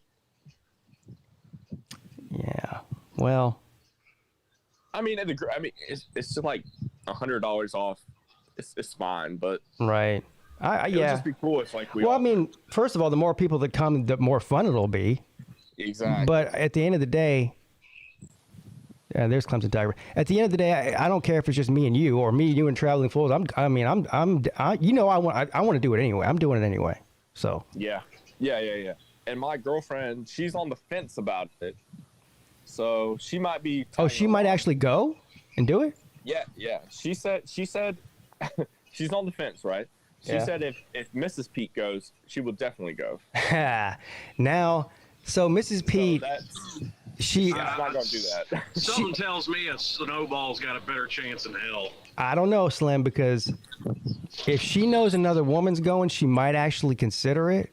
She's gone back and forth with me on this. First of all, she was like, "I don't want you to do it, but I know you're gonna do what you want to do anyway," because she knows me. And I said, "Yeah, I'm doing it." So then she was like, I said, "Well, I would like for you to go too," and she said, "Absolutely not." Then like a couple days later, she was like, "I'll think about it," and then absolutely not. Then I'll think about it. So I don't know where she stands as far as, but I told her, I was like, we need a commitment, like either yes or no, so we can figure out the numbers and everything.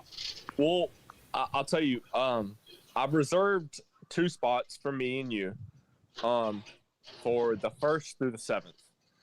So we have ours. We are definitely going. So we just need more people. And I'm pretty sure that Traveling Fools will definitely go too. I mean, I know that his wife isn't very thrilled about it either, but he's kind of like me. He's kind of like, yeah, well, I'm going to do it anyway, So. It'll be fun, man. If we could get Mrs. Peete and Mrs. Colby and one more, that would be 6. We just need one more. Yeah. Maybe X-Wing.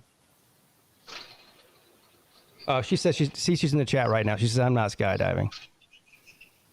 So, fine. I'll just count you out. We're not then. Plus, Still a lot of time. We can find people. Even if she did say she would do it, she'd probably chicken out. The day of, she'd be like, "Oh, I'm too tired. I'm backing out. I'm scared." Hey, I bet True Seminole would. She got to wash her hair that day. True Seminole looks like a skydiving type of guy. Yeah, he does. Is he coming to the Slob Olympics? So he looks stupid, is what you're saying? Yeah. Oh, who else might do it? Well, I don't know when he's coming down, but Tim Prangley, right? Yeah, He's the guy. He's on Traveling Fools channel a lot. The USC guy. Mm-hmm. I feel like he said he's done it before. Yeah, he's been a lot. Yeah. Yeah, so I don't know when he's coming. He said he's coming to the Slob Olympics, though. I just don't know when he's coming, but he might be one that would be down to do it with us. Next time I see him, I might see him tonight, actually, on the 24-hour stream. If I do, I'll ask him. Yeah, I'm sure he would be down. I think he's done it like I say a lot. I mean, I think he's done it like 3 or 4 times. Oh, okay. Well, yeah, then he's definitely. I mean, if you do it more than once, then you have no problem doing it. Yeah. It's just, I guess it's either a financial issue or a timing issue for him. I don't know. Dude, can I be honest with you, Pete? I bought those tickets and I was like, what the fuck am I doing? Yeah, I know. I know. I've never been in the mindset of wanting to jump out of a plane. Even after doing it, I was like, I was so scared because I skydived on my 21st birthday, and after buying those tickets, I was like, what am I doing again? I was more nervous this time buying the tickets more than I was at my 21st birthday. Yeah. Well, I'm glad you did, because I've been trying to find someone to do it with me, and finally do. I finally have someone now. I do still have to work out the legalities of, me being on the no-fly list. Can I be up in that plane? Yeah, I'm pretty sure they don't check that kind of thing for a skydiving trip. I mean, you're probably right, but yeah, you're not going through TSA or anything. I mean, you'll be fine. Yeah. I mean, the simple solution is just me filling out a damn form and getting off the list. That way I ain't got to worry about it. It's not a commercial flight, though. I don't think they do a background check on people to skydive. Maybe they do. I don't know, but I doubt it. Well, they don't do a background check on you to fly commercial either. Yeah, but that's a federal thing. Skydiving is not a federal thing. It's some. Yes, they still have to log a flight plan with the FAA. No, well, I don't know. He's just trying to get out of Yeah. losing 20 pounds. Yes, I've already lost 50. I'm trying to get out of losing 20 more. Absolutely. Rack Dog said, wait till after the Slob Olympics to do it so you don't die before the Slob Olympics. Well, that's actually a good point, but I'm not planning on dying, sir, so I'm. I don't think anybody plans on it. Yeah, it just happens. Well.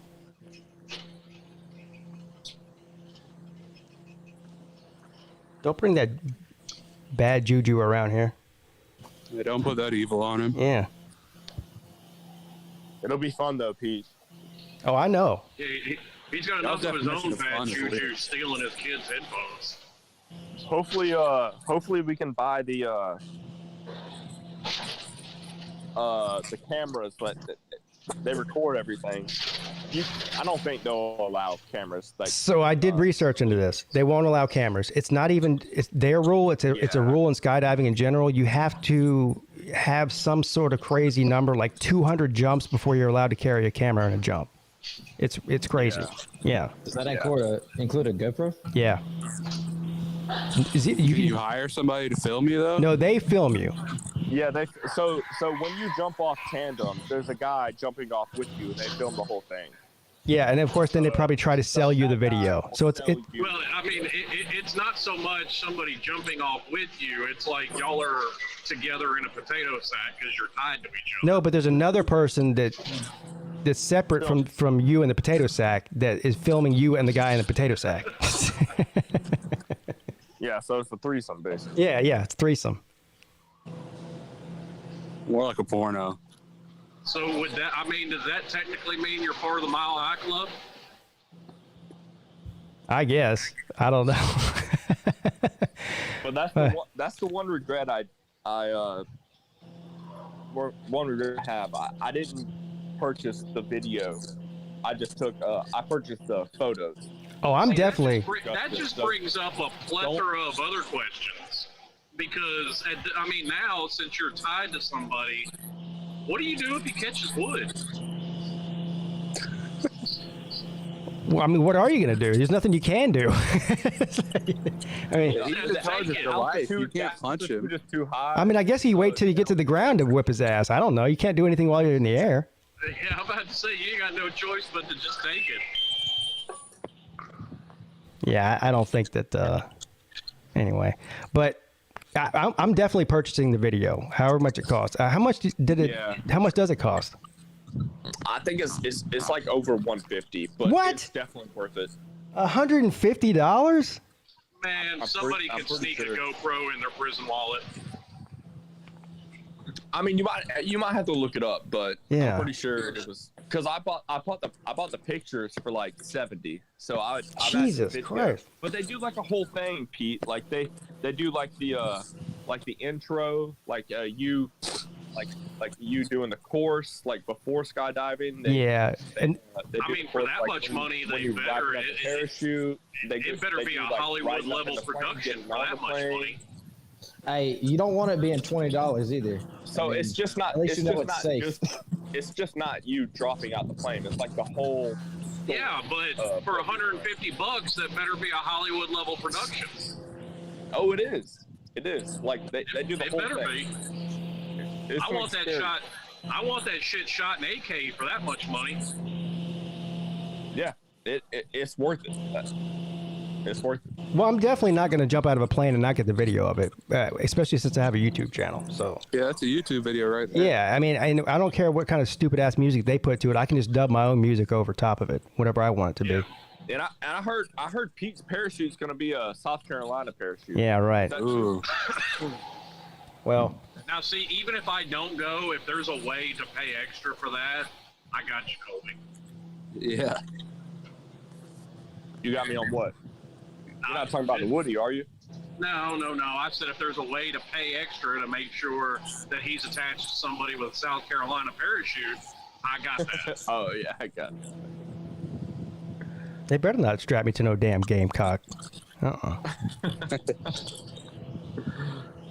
We'll be up in Clemson country. It's closer to North Carolina than it is Columbia.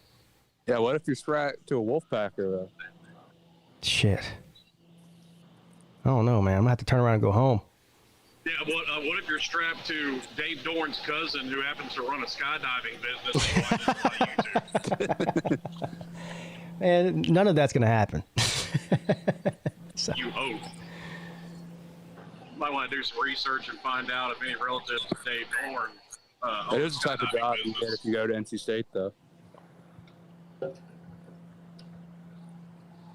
Hope he doesn't land on top of you. Well, if we hit the ground, we're dead anyway. It doesn't matter whether it lands on top of me or not. It's the most pleasant way to die. You don't remember anything. I mean, you Exactly. do realize that, like even when you do hit the ground, you're going to hit the ground at about 20 miles an hour. 20 miles an hour? Faster than that. More like 120. Yeah. I'm talking about with everything going right. No. Yeah, yeah. The parachute. With everything you hit going it pretty- right, I mean, yeah, you that still sounds hit it about kinda right. hard. Yeah, that sounds about right. Yeah, you hit the ground at about 20 miles an hour. I'm not So worried just slide about. on their butt. Yeah, you slide on your butt. Yeah, okay. I'm not worried about the landing. If the parachute opens and I glide down, I don't give a shit about any of that. As long as the damn parachute opens, I'll be okay. The landing is all so the guy that has the Woody on your back, Yeah. he's going to do the landing. Yeah, He's you gonna have do to. the landing. Yeah, he just tells you to lift your legs up, right? Yeah, you have to Tuck lift your those knees feet up. to your chest. That's all you have to do. Yeah. And then slide on your butt and extend your legs. Yeah. And then you kind of just slide for 10 or 15 feet, Well, and then I mean, you're there's fine. like an hour training course that you have to do before, but Which makes no sense considering you have no control over anything. I mean, you're just literally along for the ride. oh, it makes a lot of sense, Slim. Yeah, Trust me. you It do makes have. a lot of sense. Yeah, you can't just be flailing around. Like, you have to have your body in a certain position for it to work. But so when I went hang gliding, the landing was very. I mean, we hit the ground probably going about 30 miles an hour. I face planted right into the sand.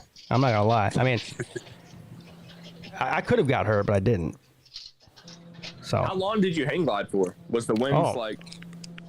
it was probably a good 20 minutes, 20 or 25 minutes. We went. It was way. I don't know how high it was, but it was high. And I mean, we went over the mountains. We went over the ocean and back over the mountains and back over the ocean. It was a pretty long ride. Yeah. I couldn't do that awesome. crap. Yeah, I would love to do that. Yeah, I don't think I would do that again. Honestly, I think skydiving is actually safer. I'm the Yeah, same. are you way strapped with in a hang gliding thing? Some of you aren't. Huh? Are you strapped in when you go hang gliding? 'Cause Oh, I've seen yeah. Some of them where you aren't. Yeah. Oh, yeah. It's huge, man. It's like probably 20 something feet from tip to tip, wingtip to wingtip. Yeah. It's a big ass hang glider. I mean, you can't even pick. I mean, two people can't even pick it up. It took 3 or 4 guys to hold the hang glider up while we ran, and they let go of it right at the last minute when we jumped off the side of the cliff. It's huge. But yeah, I was strapped to it. See, I don't care what's strapped to my back. I could not just bring myself to run and jump off a cliff. Well, most people can't. That's why most people don't do it.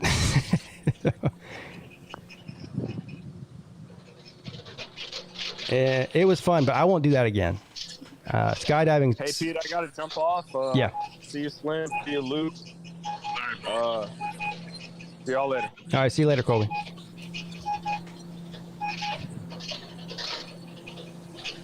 Yeah, it's amazing how the littlest thing can annoy the piss out of you.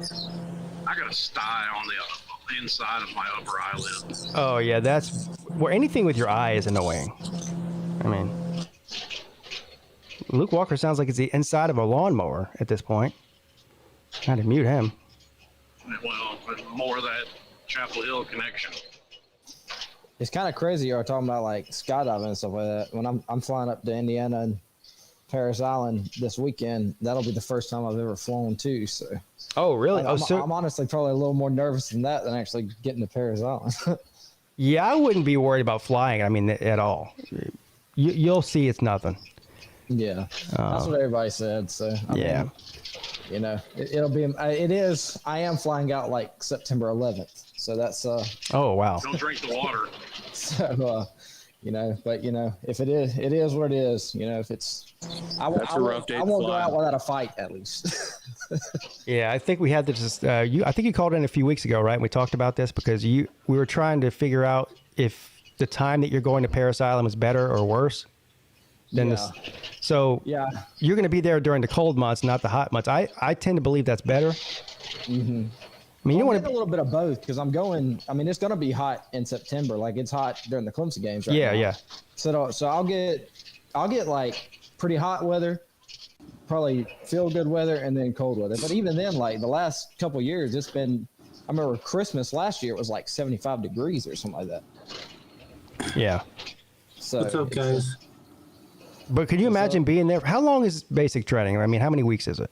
It's 12 weeks. Well, 13 weeks, not counting receiving. Or 12 weeks, not counting receiving. But if you were there in the middle of the summer, first of all, it would be hot, humid. There would be mosquitoes, too. I mean, yeah. The fall and winter, I believe, is probably way better. The only time I didn't want to go was the springtime because I have really, really bad, like, allergies, which, of course, you just say no at MEPS. I've never had, the way to get through MEPS is just say no to everything. If they ask you what your favorite color is, you say no, sir. So, yeah, I mean, that's what you got to do. But that was the main thing because I have horrible, like, pollen allergies. It's not like I'm not going to die, but I would be miserable. Yeah. So when you get there, the DIs have no fucks to give about allergies. Exactly. Yeah. I mean, it'd be my luck. We'd be at attention, and I'd sneeze like 50 times, and then everybody hates me because we're in the sand pit. Yeah. Yeah. So, but no, the best thing about this is, like I said, I think I told you it got moved up it was October 10th. It got moved up, but I also got a $6,000 contract bonus. So I got the bag, and but I got to watch one Clemson game. I might be able to watch the highlights of the Furman game, but the main thing is I got to watch one Clemson game. That's all I care about. So you got 2 days. Yes, sir. Yep. This is my last full day because I'm technically getting recruited out of Indiana because I think I told you he was my best friend that's recruiting me. I was his best man in his wedding, and he's stationed up in Indiana. So I'll fly up there, stay the night with him. Then Sunday, I chill pretty much most of the day, kind of talk to the recruiters a little bit. And then I go to the hotel at MEPS, and then I leave my phone. The only thing I'll have with me is my social security card, my driver's license, $20, and the clothes on my back. And then I stay the night that Sunday, wake up, and then I fly to Parris Island. I should get there around really late that Monday. So I've heard 6 to 8. I've also heard 12 in the morning. So I'm not exactly sure. So 12 weeks. So you should be done and back in civilization before Christmas then. Yeah, I think it's 12 weeks of training, but the whole first week you do nothing but wait in line. Yeah, all it is like filling out forms, getting shots. That you pretty much get 3 days of sleep that first week because you're up for like 3 whole days. Those first 3 days. That's the hardest part. Apparently, that's what my buddy has said. Is just staying up those first 3 days. That's where you kind of crack. But I mean, once you get into a groove, they say the best thing is to take it chow to chow, and that's what I'm gonna. I'm just excited. I'm just ready because it's only 12 weeks. It's only really 11 because once you get to the crucible. Once you pass the crucible, which is the 54 hours straight of no sleep, you're doing all sorts of crap. You're not eating much. You hike back and you get your Eagle Glove and anchor. You're a Marine, and then they treat you like a Marine for that last week and a half. So it's. Really I feel like the biggest giant pussy right now. I am stressing out over doing a 24-hour live stream on YouTube, and you're about to go to basic training in Parris Island. Yeah. Nah, it's When did they bring the crucible back? Because they ended it about 10 years ago. I have not. I didn't know they ended it. I know they ended the shock attack for the Army, but I think the crucible's always been a thing. No, they were ending the crucible when I was looking at going in around 06 or 07. Oh, that's weird.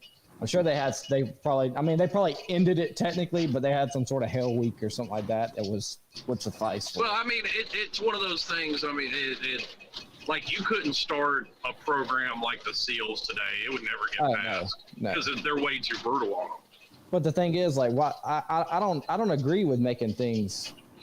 I don't know. I just think when you start messing with like the Air Force, you can walk your PFT, you can walk your mile and still pass it. I have to run 3 miles in 28 minutes or less, which really you need to run it in 21 minutes or less to get a good score.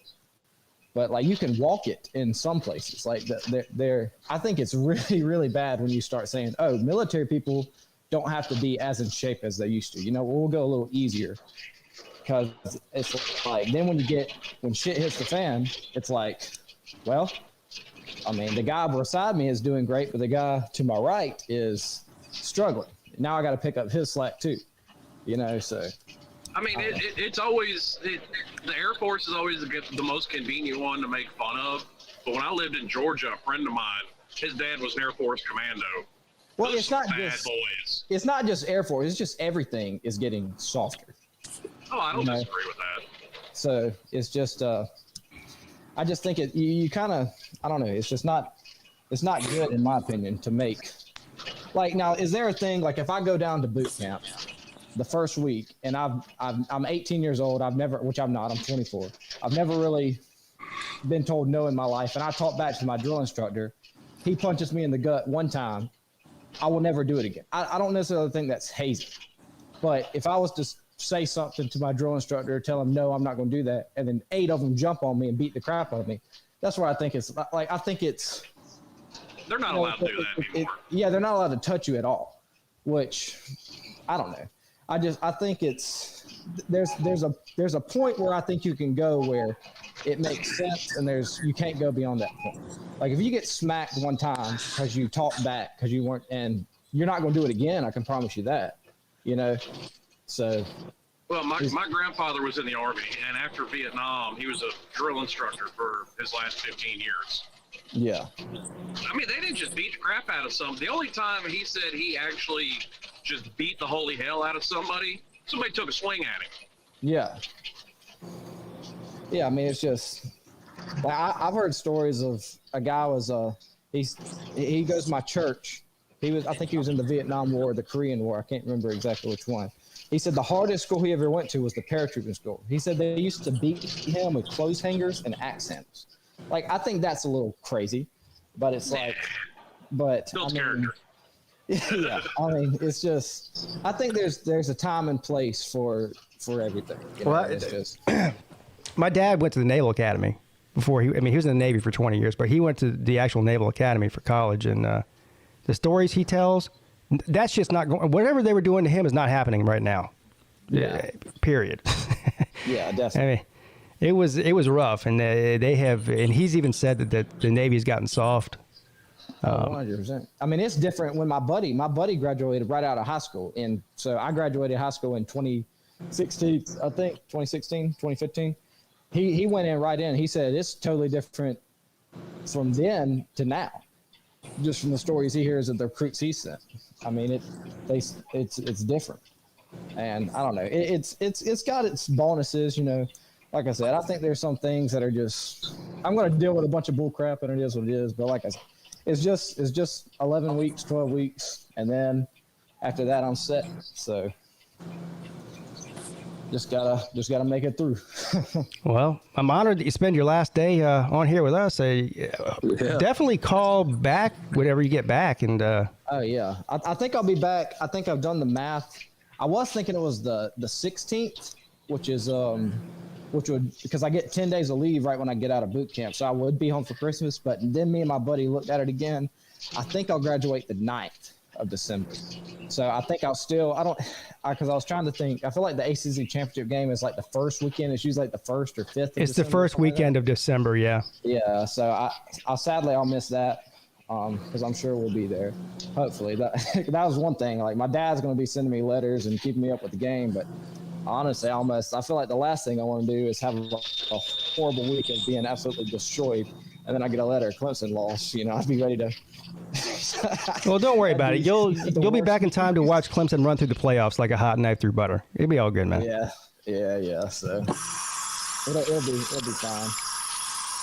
So, Nate, what are you doing? Wash my hands. Fucking Nate.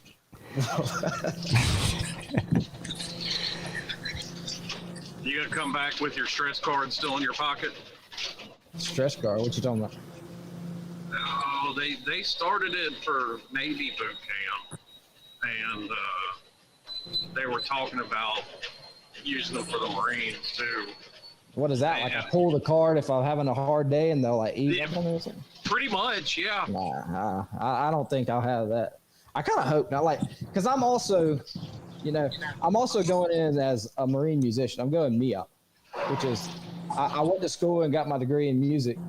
And the one thing that's one thing, like, I don't want to get any special privilege, and that's one reason why I chose the Marines is because I have to go through everything just like everybody else does, because I didn't want to be looked at as kind of a lesser Marine, I guess, if that makes any sense. But I have to go through everything that everybody else has to go through. So are you going to be the guy that plays like to wake everybody up in the morning, or like play the trumpet and shit, or play that? Nah, I don't think I won't have my trumpet at boot camp. I won't play for free. Oh, you do play the trumpet. I just made a guess. Yeah, no, I play the trumpet. I play. You're thinking of the bugle call, though. Yeah. You guys, I'll be right back. Yeah, I've played that before, and I'm sure I'll play that whenever I go to my MOS training. But I mean, I don't know. It'll be for boot camp. I won't have anything. I'm sure I'll get plenty of jokes about playing the trumpet and being good at doing certain things. So, oh yeah, wow. It'll be fine, though. Now, I'm just going to take a wild stab in the dark, but with you saying you're a musician and you're going into the Marine Corps, I'm also going to say that you might have picked the Marine Corps because your end goal may be to get in a regiment known as the President's Home. Yeah, I actually, when I tried out, I knew, I mean, I'm not trying to be like cocky, but I'm a pretty good player. When I was in high school, I was like the 15th best in the state. I went to college. I was pretty good. And whenever I did my audition, I was already at the top 30% of the Marine Corps. I was already at NCO level, which is corporal and sergeant level, which is E5 and E4. So, and that's with, once I got out of college, I didn't really play for a year or two. So I hadn't played for a year or two. And then all I did was practice like my audition stuff. I didn't have I wasn't playing with ensembles and playing all the time and getting lessons. So once I get back into the swing of things, I'll be pretty doggone good. And I thought about going in as an officer, but somebody, I think Billy Cole said something about it. I had that option, but I just want to play. And when I looked at the officer, I'd be like conducting the group more. And I just want to play. That's kind of what I've always. What I've liked. The offers get paid a lot more though. Yeah, obviously. And I have the choice. I can go in as an officer whenever I. Yeah. But I kind of want to go enlisted first and then officer, because there's kind of a stigma with officers, right? Like if you a fresh officer that's never been enlisted, because technically speaking, you outrank every enlisted. So technically speaking, I would outrank my buddy who's a sergeant and been in for 6 years. And I could, but it's like he's been in for 6 years. He kind of knows what to do. I've got this little book that tells me, oh, you need to do it this way. When he's been doing it, you know what I'm saying? It's kind of like. Yeah, but you still have to do what's best for you. I mean, like my brother graduated as an officer straight out of college, out of Clemson, because he. Yeah. But he's a pilot, and he makes a very, very good living, sir. Yes, sir. Yeah. Yes, sir. Like I said, it's always an option. So yeah. Well, so some of that is, I want to say only the book. I'll put it like this. My grandfather said when he got out, if they didn't have a bird on their shoulder, he ignored what the hell they said. Yeah, exactly. He was an E9. He was an E9 when he got out because he was in for 27 years. Yeah. Yeah. So. I mean, it'll be, like I said, it'll be an experience. I'm sure there are things that I think are going to be, I'm sure there are things that I think that are going to be a lot harder than what I think. And there's going to be things that are a little bit easier than what I think. So, but I think it really does help me that I'm not an 18-year-old kid going into it. I'm a 24-year-old, and I'm a grown man. And I kind of know what, like, the big thing is, like, the people yelling in my face. I'm really not worried about that. Like, it'll definitely be stressful when all three of them are yelling at me and I don't know what, like, that'll be, but calling me names and all that, like, it's not personal. That's their job, you know? So it'll be, I think that's one good thing for me, is because a lot of people just can't take that. Like, a lot of my buddies I've talked to, they said, I couldn't deal with that. It's like, I mean, it's not personal. That's their job. And once you get that Eagle, Globe, and Anchor, you're a Marine, and you know you have their respect.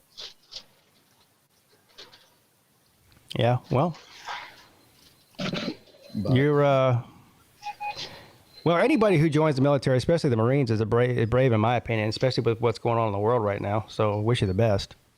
yes, sir. So it'll be, like I said, it'll be fine, and I'm looking forward to it.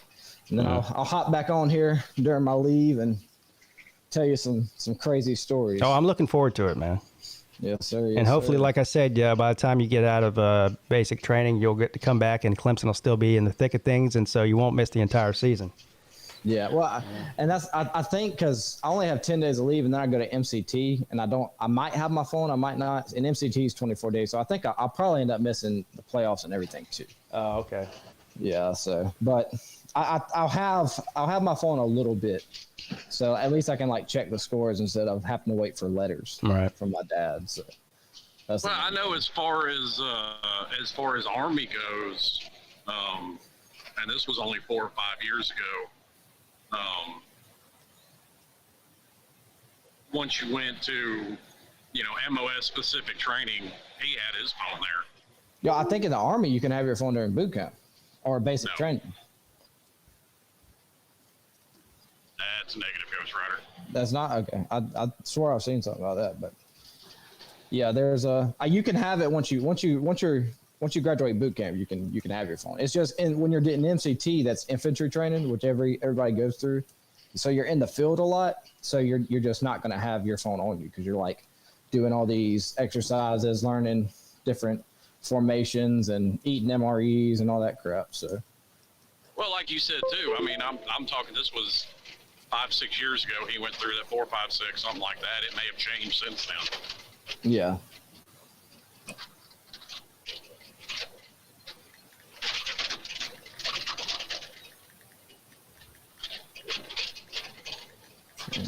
Sorry. I'm looking at that. I swore you could have your phone. You can have your phone in basic training? I swore you could. Well, for the Army, I swore you could. Oh. Yeah, I don't know. I mean, I guess not. I swore I saw something like that. Oh, well. yeah, they don't allow you to watch YouTube in boot camp, Mrs. Peete. No, they don't. Yeah. That's one thing. I'll always watch a YouTube video while I eat. I'm gonna definitely miss that. So.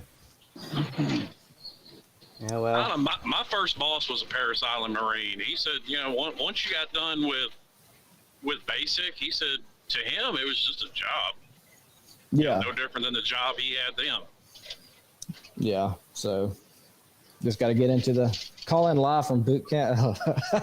Yeah, that'd be great if I get one phone call when I get there, and I call my dad, but you read a script. It's like, this is Recruit Barry. I've arrived at Paris Island. I'm safe.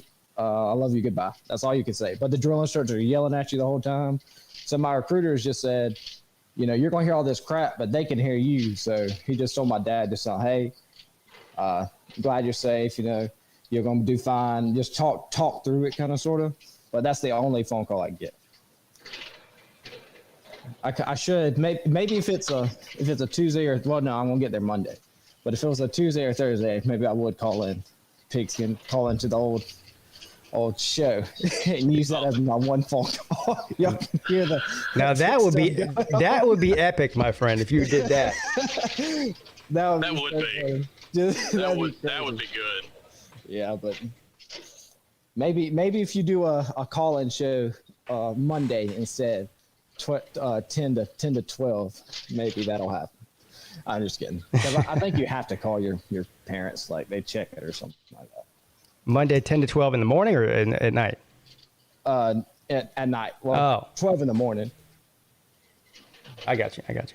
Yeah, I'm not gonna waste my phone call on Miss Peete. I was just joking. Even Mrs. Peete doesn't call me. Damn. Pretty sad. Well, again, good luck, man. Yes, sir. And we Well, look I guess forward- I'll go ahead and hop off, then I'll let you get back to it. So, Yeah, well, I'm about to end the show anyway. I started the show early this morning, so I want to be done before noon. I got 24 hours coming up, and I know that sounds like nothing to you, but you're about to have to stay. You said, what did you say? 54 hours with no sleep? That's the first. Apparently, the first 3 days you go no sleep. Oh man, You're up for like 72 hours, and it sucks because you're moving around a little bit. It's just like it's a lot of hurry up and wait. You fill out some paperwork, you get a shot, then like a guy that he got hurt last year. He was about to do the IST, which is the initial strength test. You do pull-ups, do a plank, and run 1.5 miles in a certain amount of time. He got hurt right before that. He said that first week he was there, he was about to fall asleep on his feet. So yeah, we'll see how it goes. Yeah, I'm just hoping I don't pass out on YouTube. Nah, you'll be good. It'll Yeah. get you a little Monster Energy. I don't really drink those, but Yeah, I'm gonna get a bunch of Red Bull. I'll be all right. I'm a professional. main thing is just keep talking. I can tell you from personal experience, it is absolutely possible to fall asleep standing up. Yeah. Yeah, Well, what's gonna suck for you is that probably 2 to 3 a.m. Everybody's gonna log off, and it's just gonna be, and you're gonna have absolutely probably no one. Maybe I don't know. Maybe someone sticks with you, but it's when you're just by yourself, you just gotta keep talking. I guess that's the main thing. Like, No, as long as you got someone to there'll be talk to, people in I feel there. like that'll be- There'll be people. I mean, it might not be a whole lot, but there'll be enough people in there to keep me awake for sure. Yeah, there you go. Yeah. That'll be the main thing is just having people in there to just have as long as you can continue a conversation, talk about anything. That'll probably help you out a lot. Yeah. So. All right, man. Well, it was good talking to you. Good luck, and I guess we'll hear from you in about, well, I don't know. I guess about 12, somewhere between 12 and 16 weeks. Yes, sir. Yes, All right. sir. So, go Tigers, man. Yes, sir. Go Tigers. Have a good one, bro. See you, bud. That guy's going to be so disappointed when he comes back to find out that Miami's whooped up on Clemson. Stop it. All right. Well, everyone else dropped out on their own. Slim, I guess I'll see you. I don't know. When are you planning on coming on tonight? Or during the next 24 hours? I don't know. Yeah. Well, whenever you can come on, of course, you're always welcome. I don't plan that far ahead. I don't yeah. even know what time I'll be stopped today. Are you not going to be home tonight? No, I'll be home early tomorrow, though. Oh, okay. Well, I'll still be on, God willing. Yeah, I'll be around. I'll only be a couple hours short. So, I mean, I may miss the beginning of it, but it's very possible that I'm stopped at, 4 in the afternoon. So, okay, I'll be getting up at 2 in the morning to finish coming back in. Oh, perfect. Yeah.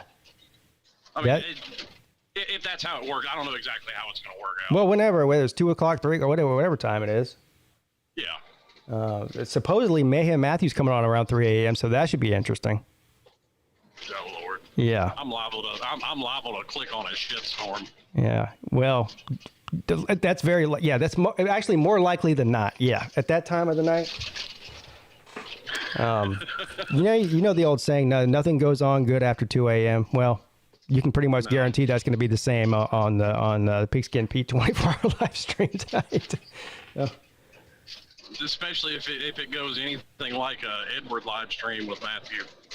Oh God. Well, we'll see. We'll get to hear stories all night long of him trying to blade himself. Oh, Jesus. I hope that doesn't get... Well, you know what?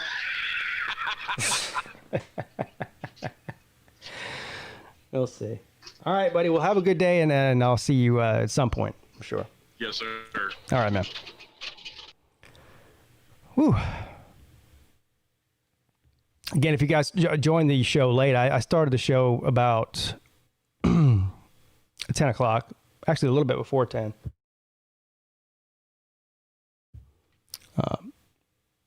Lou wasn't doing his morning show today, and I wanted to get off before 12 o'clock. I got a lot to do today before before I start the show tonight. So everyone join me tonight. Starting at 10 p.m., like I said, the first 2 hours of the show will be the normal call-in show with me and Tiger Baskins. Of course, Tiger Baskins is willing to, lucky. Welcome to hang out as long as he wants to after the call-in show. But I'll shut the regular call-in show down around midnight, and then Traveling Fools is going to come on and conduct some sort of trivia show for a few hours from about 12 to 2 or 12 to 3 or however long he wants to do it. It's up to him. I don't want to, I don't want to put the guy out. He's welcome to stay as long as he wants or not. But anyway, 24-hour live stream tonight starting at 10 p.m. sharp. I look forward to seeing all of you there. Thanks for everyone that came and hung out with me today, this morning. I had a great time, as usual. Have a great day, everybody. I'll see you